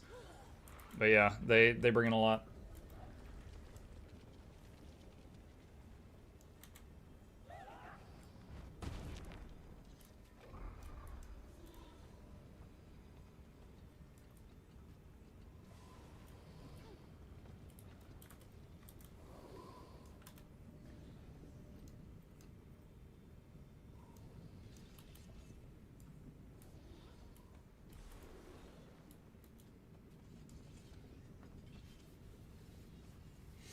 I stopped after 3 spread out posts because I figured you were ignoring it, then Synth called attention to it, and I said not to. I was trying to be a good mole.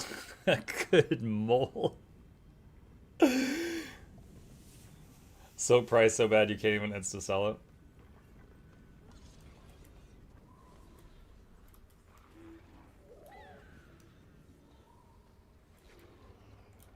There's a spot in Starlit Wheel that you can do 2 mirrors at a big chest pretty quick. Ooh. Sus Weide. Suvi. I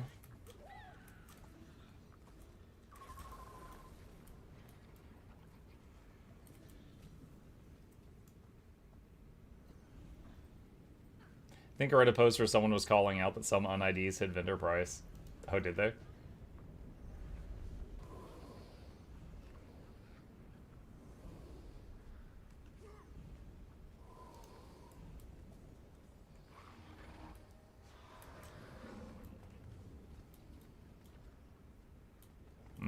I'm gonna give this guy until Hammerheart starts to show up. That's his deadline. I will wait that long on him.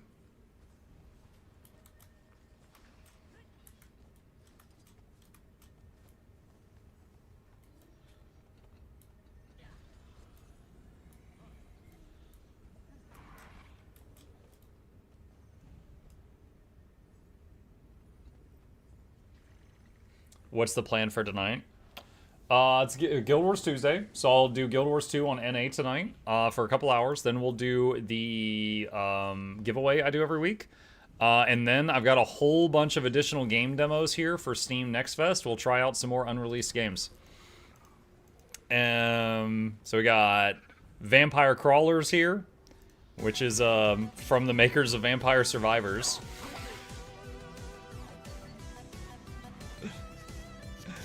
We got Naira, the Fall of Light, which I don't really know how to describe this one. It's like a mixture of a few different things. Oh, it's buffering. Anyway, Pteranodon 2 Primal Island.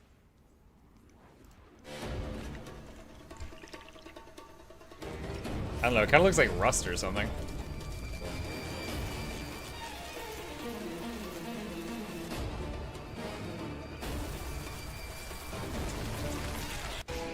They're trying to stay alive on some kind of island. I don't know.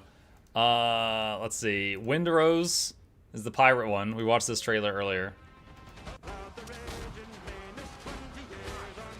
It's like Enshrouded, but pirates.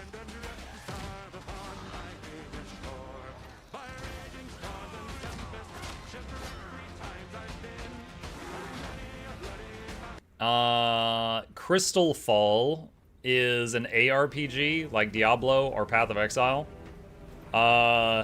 It looks like they're trying to corner the furry market. It's almost all the characters are like furry people. But the gameplay does look on par with other ARPGs, and I do like ARPGs, so I'll try it. And there's a few others. We got a few others. We blasted through like 8 demos yesterday. Very much furry bait. Yeah, that's how Charmon found it. He's the one who recommended it.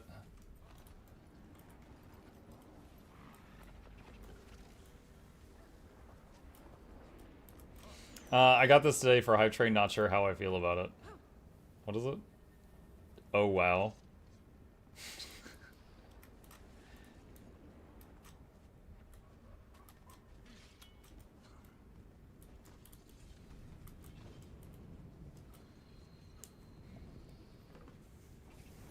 Can't lie, but surprisingly fun steampunk ARPG. Oh, event! Fear not, Lessers. The specialists have arrived. I wasn't afraid. Right up until the moment. Fear not, Lessers. How do I get anything done with such feeble-minded help? Ugh. Let's just get to it. Ugh. Fear not, Lessers. Next time I'm having dinner with the family, I'm gonna pop in. Fear not, Lessers. The specialist has arrived. A simple yes would have sufficed. Now don't botch the activation. You have no idea how much these Aethero variation modules cost. Ready? All together now. Go! Oh, and watch out for the destroyers. There's a very slight chance they might be attracted to the Arcano pulses. Very slight chance. What? Foul this locale no more.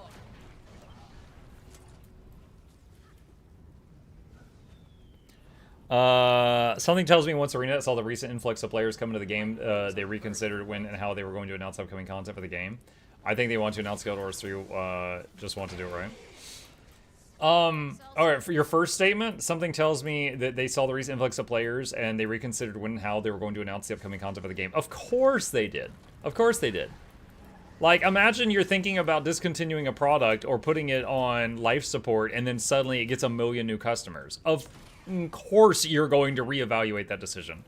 Did you guys know that when Among Us like popped off and when it got like hugely popular, Among Us 2 was about to be released? Because they thought that Among Us was a failure. And then it suddenly became like insanely popular overnight because like a bunch of big streamers started playing it and then it just like spread like wildfire. And then they canceled the release of Among Us 2 and then just started updating Among Us 1 some more. Like, yeah, of course you're going to do that.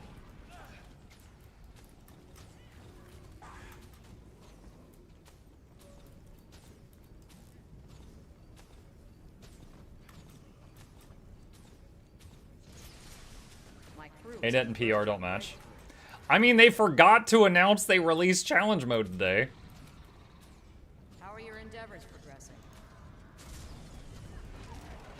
Hang on a sec. Has anyone messaged them about this?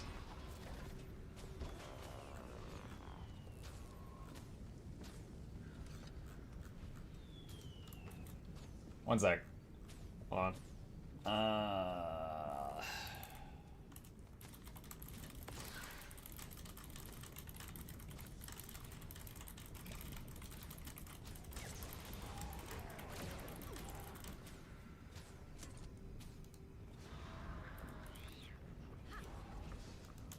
All right.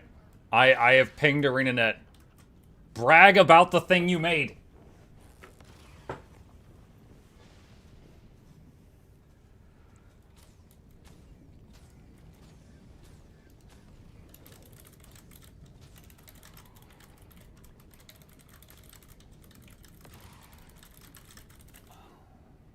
Everything has a place in the eternal alchemy.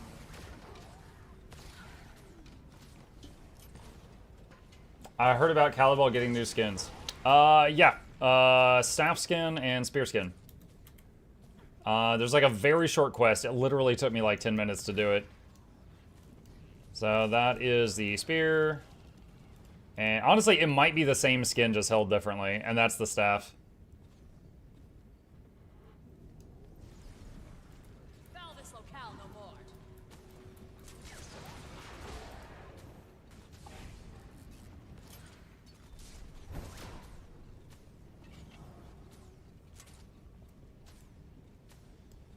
My crew is on the verge of a breakthrough. Mike, what do you think about Guild Wars 3 being developed since no expect announcement so far? Also, Unreal Engine 5 is supposed to be. I don't know. They might be. Yeah, I mean, they might be. My logic with this, I've said this before, I'll say it again. When they announced Silksong, we had to wait 6 years to play Silksong. When Guild Wars 2 was announced, we had to wait 5 years to play Guild Wars 2. Let's say they are cooking Guild Wars 3. Let's say they announce it tomorrow. When do we get to play it? This year? Probably not. Next year? 4 years from now? 5? I don't know. So, that is my thought on that. Like, if they're cooking Guild Wars 3 and they're going to try to make that happen, great, power to them. But how long have they been working on it? So how much time is remaining in the wait?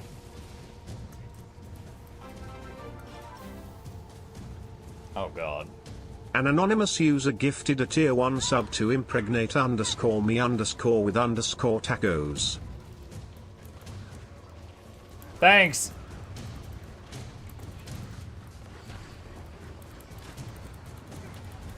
It's emerging. I'm not sure how that is supposed to work biologically.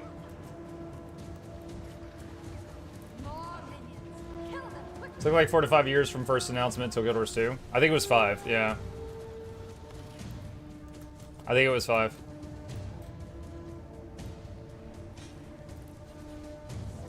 Yeah, they're obviously working on something. The question is it... Okay, in my mind, there's two options. Is it another Guild Wars 2 expansion? And for some reason, they haven't announced it yet.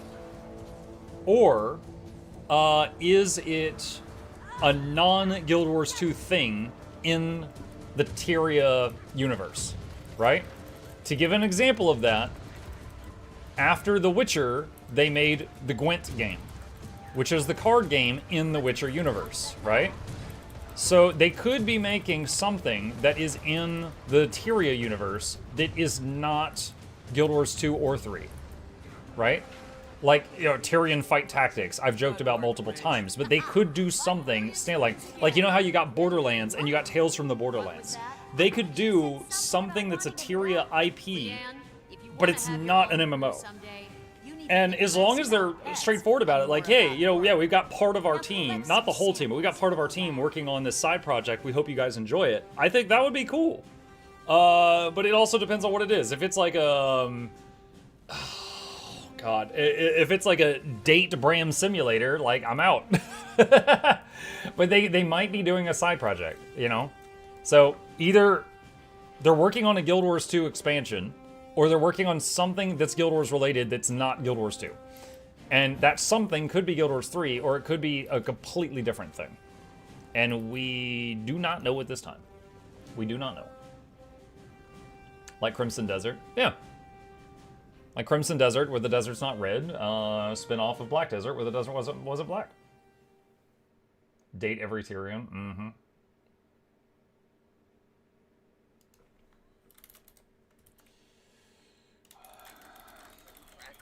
smells like lightning.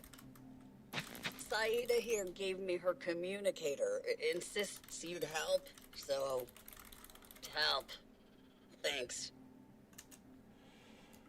Okay. Let's see.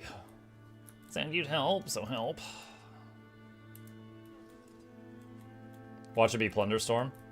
You know what? I would say Plunderstorm was a success.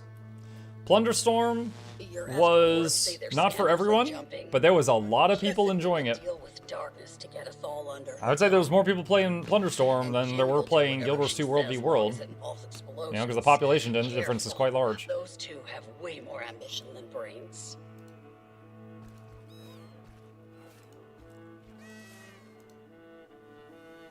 Is Plunderstorm still around? I don't know. I played it because I got into that streamer tournament thing, but I don't know if it's still around.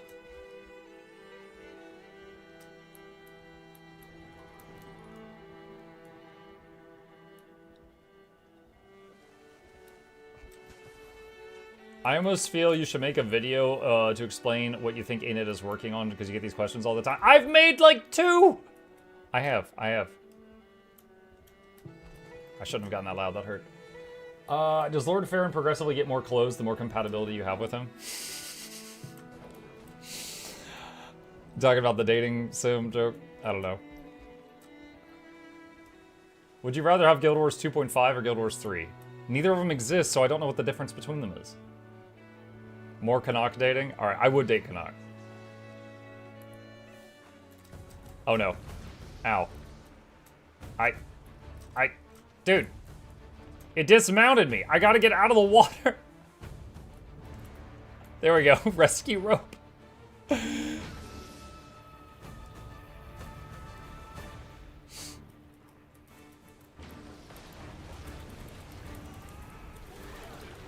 This isn't a real meta. Where's my 30 ritualists, 57 mechs, and 10 green? Oh, there's a Mistral.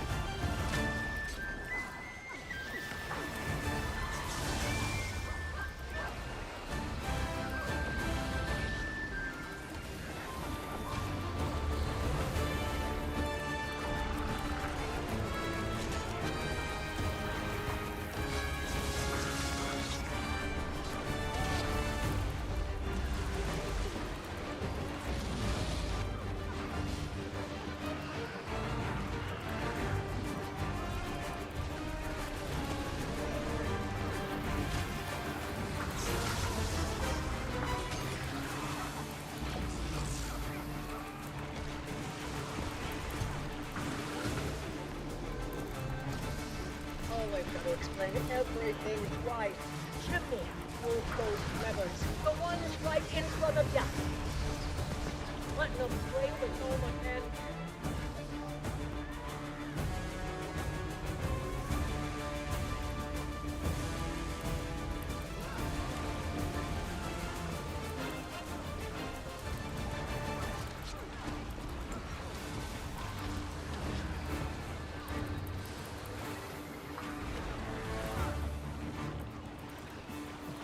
Alright, we got Mistral on top of 3 blenders. I put Glyph of the Stars down ahead of time.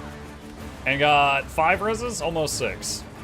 I knew! I saw where that Mistral was located. I was like, that kill shot's about to kill a bunch of DPS that aren't paying attention. And he did.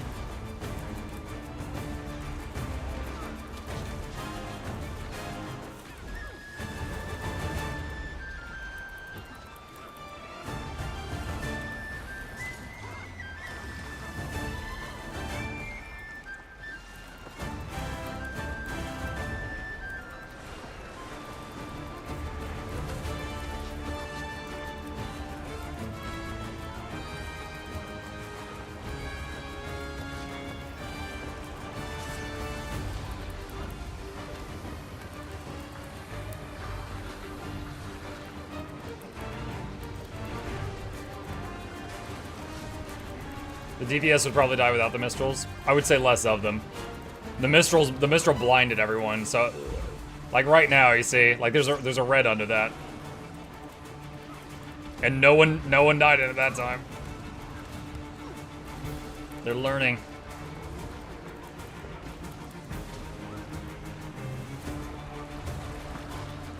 Get your royal tail back to the main console.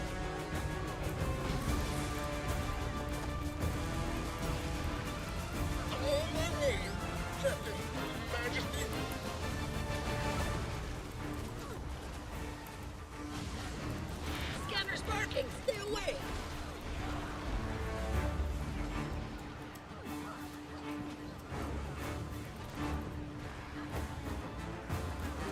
Oh my gosh, I keep getting stuck on these little turret things.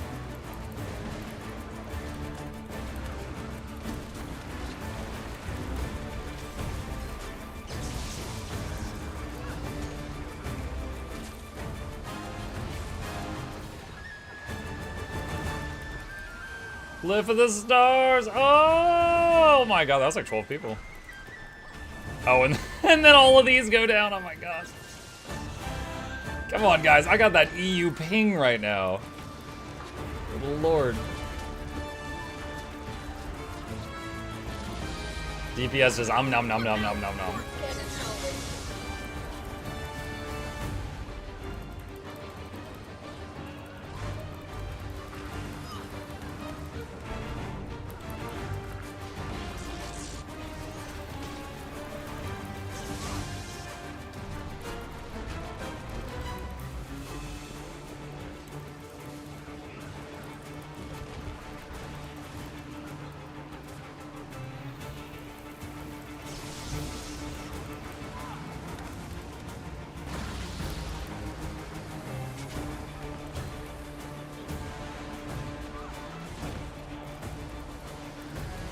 %. GG. Love that music. Commander, the scanners are dead. Are you? No? Then I assume that's Pleased to announce I made Exordium. I'm never making another Mystic Tribute. Congrats on Exordium. That's a great one. Like it says, thanks for your guide, dude. I got the Beetle and the Sky Scale 1 week and a half in game already because your tutorials. You've been in the game a week and a half and you got the Roller Beetle and the Sky Scale. That is impressive. Congratulations and welcome to the community. I swear, he swears, Chad. He swears. Mug, do you use new Beastmastery Untamed build or the old Nature Magic build? My quick Untamed is running Nature Magic Skirmishing Untamed. I tried it with Beast Mastery right after the patch, and I could not get better results. I tried swapping out Nature Magic with Beast Mastery, and I tried swapping out Skirmishing with Beast Mastery, and with neither could I get better results than this. As I tested it on the Golem. But I am but one man. It's possible that someone else may find some kind of trick to it that I just couldn't find.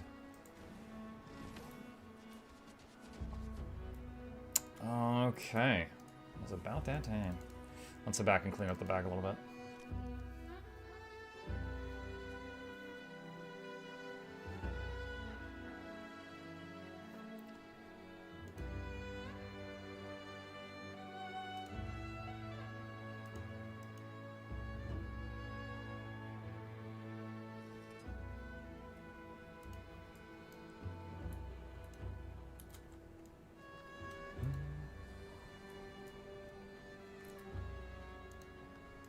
Sell junk.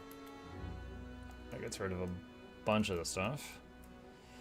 Let's see. Search for the word consumable.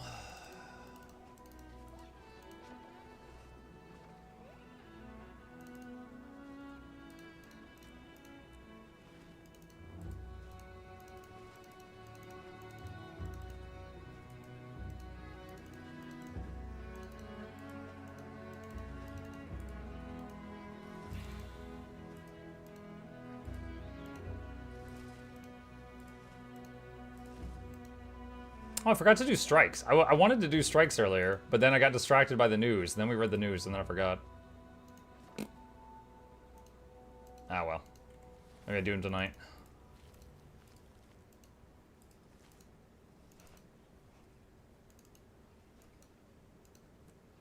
Okay. Do I need to keep these?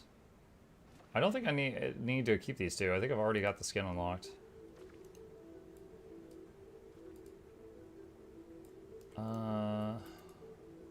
Hang on a sec.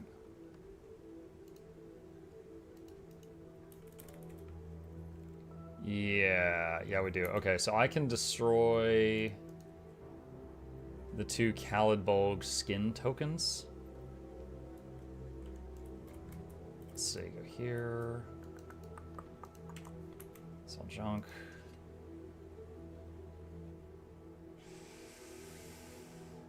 Where did it go? There. Okay, there we go.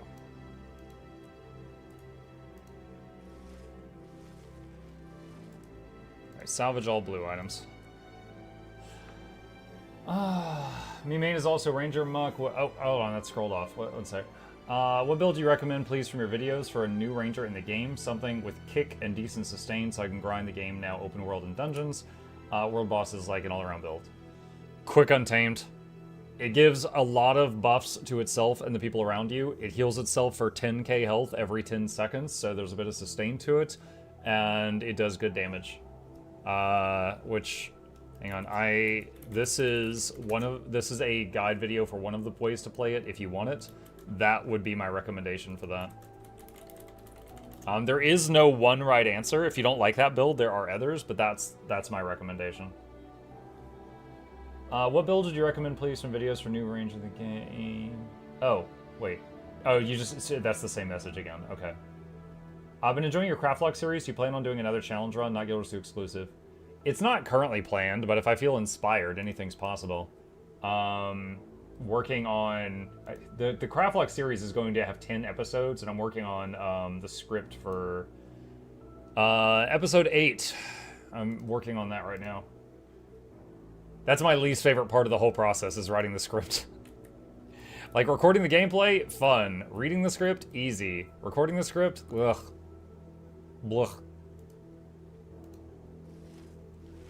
Guild Wars 1 Hardcore. I'm not nearly as good as Guild Wars 1 than Guild Wars 2. I don't think I would make it to the end if I did Guild Wars 1 on Hardcore.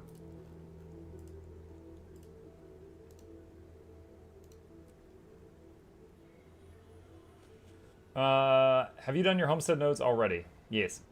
Did you know there's a bug where you can open all 3 chests from Heart of Thorns using only 1 key? You just need to start opening a chest and ASAP run to another chest spamming F. What? That's not a... What? That's not a bug? What are you talking about? That's just hitting the use key. Ask ChatGPT to write your scripts. Oh, man. Honestly, if he could write better than me, I'd consider it. But so far, he says stuff like Abyss.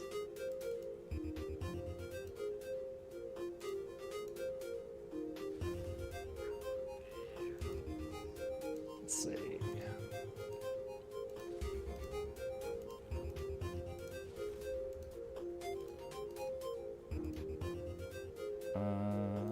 We got a lot of oranges.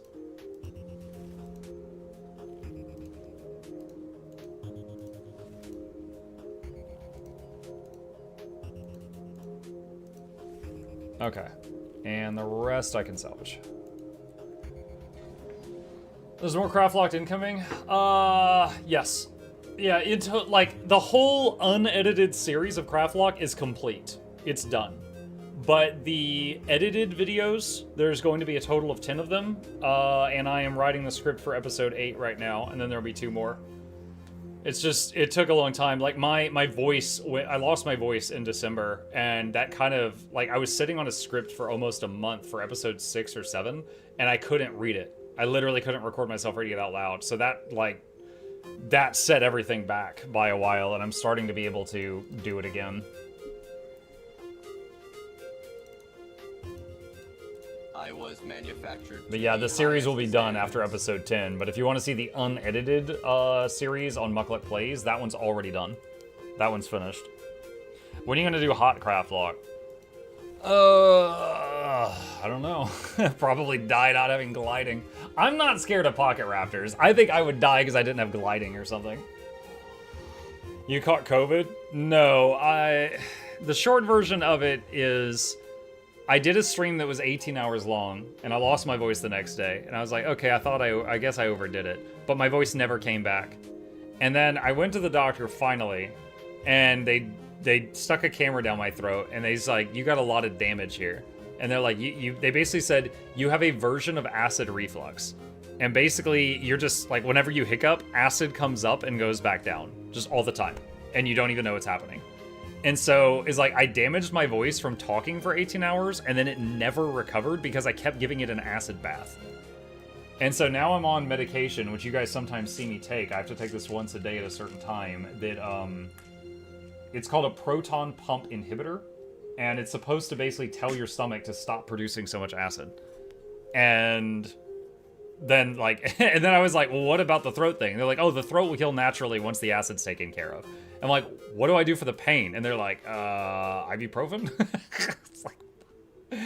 So at this point, it's been about 2 months, 2.5 months since I damaged it. And as you can hear, I can talk now. There was a while I was having to use text-to-speech. But it's not back to normal. It's not completely back to normal. Like, it feels like there's something swollen or like scar tissue or something. Like, it feels like there's like a lump in my throat that is just like, it's in the way. And I could talk normally, but if I try to do certain sounds, I just can't. I physically can't do some stuff that I could do before with my voice. Imagine going to med school and telling me to take Tylenol. Yeah. Yeah. Yeah. Have you had COVID? Yeah, I had COVID once. It hit me like a really bad flu. Yeah, it sucked, but yeah, I recovered from that. Can you do the Tarzan yell? Probably once, and I'm not going to do that right now. I'll save that for recording a video or something.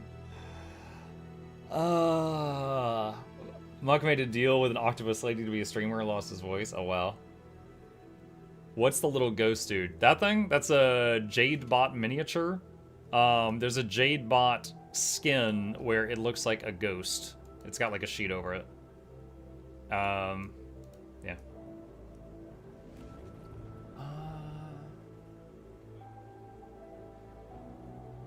Let's see. I took that once and I had to take it 3 times a day, 30 minutes before eating, which is a pain to schedule. Yep.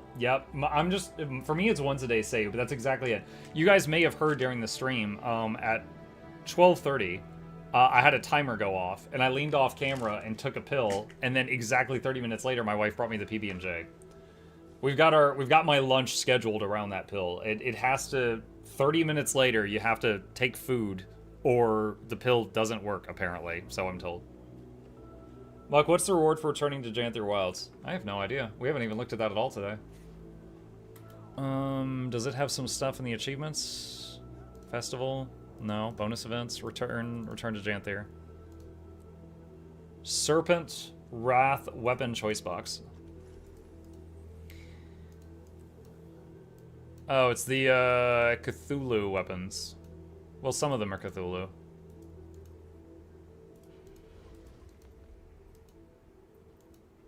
So there's that, and then some other stuff. That's the big one though. Dying to pocket raptors would be hilarious. Yeah, the thing is, I know the risk of pocket raptors. I feel like dying to like a glide that goes wrong would be a big one. Like, do you guys remember original gliding? There's like a stamina bar, and if you run out of stamina, you just fall. Like, it's been a long time since I've had to deal with that.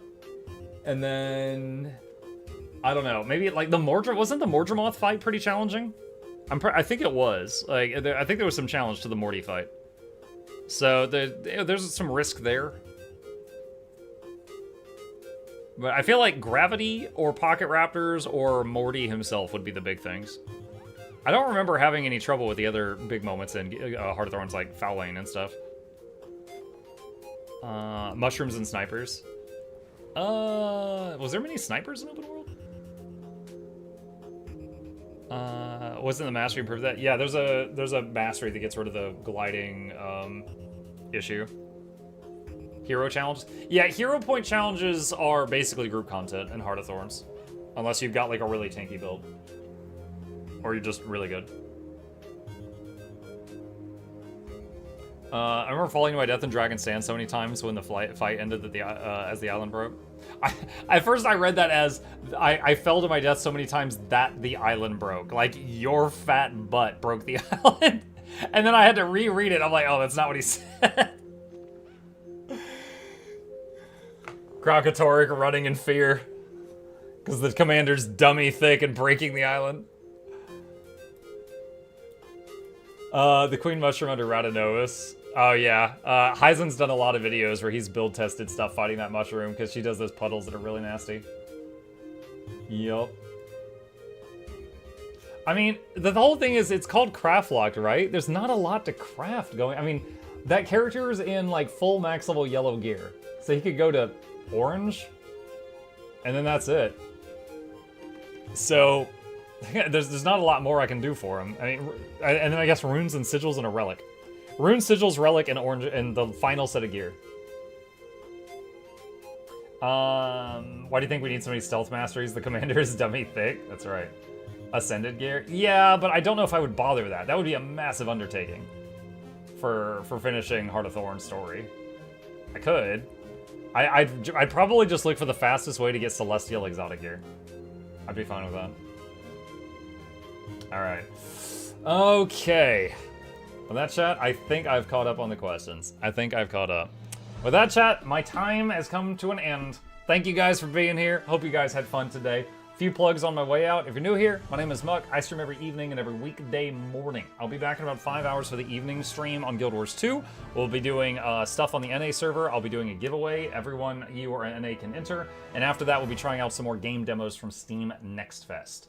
If you enjoy the show, please hit the follow button on Twitch. Subscribe to the YouTube channels. There's links to both in the chat. And there's a special shout out to the patrons who keep me in business. Couldn't do this without them. There's a link to that as well if you'd like to be a supporter.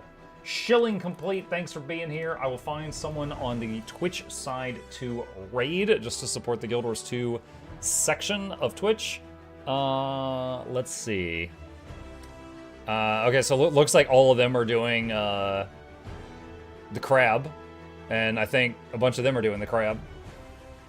Who do we got? Who do we got? I think we rated Maddie yesterday. Yeah, wait, Lord Heisen is live. Wait, is he? I've never seen Lord Heisen live. Hang on a sec. Control F, Heisen. What? Where is he? There he is. Oh, he's not live yet. There's a 9-minute count. Okay, I don't want you guys are gonna wait 9 minutes. Otherwise, I would, because I have never seen him live, but I don't want you guys to go to a starting soon screen for 9 freaking minutes. You guys will not stay. All right, I'll raid Fandral. I'll see you guys over there. You guys have a good one. I'll try to get Heisen another time, and again, I will be back tonight if you fancy it. Yeah.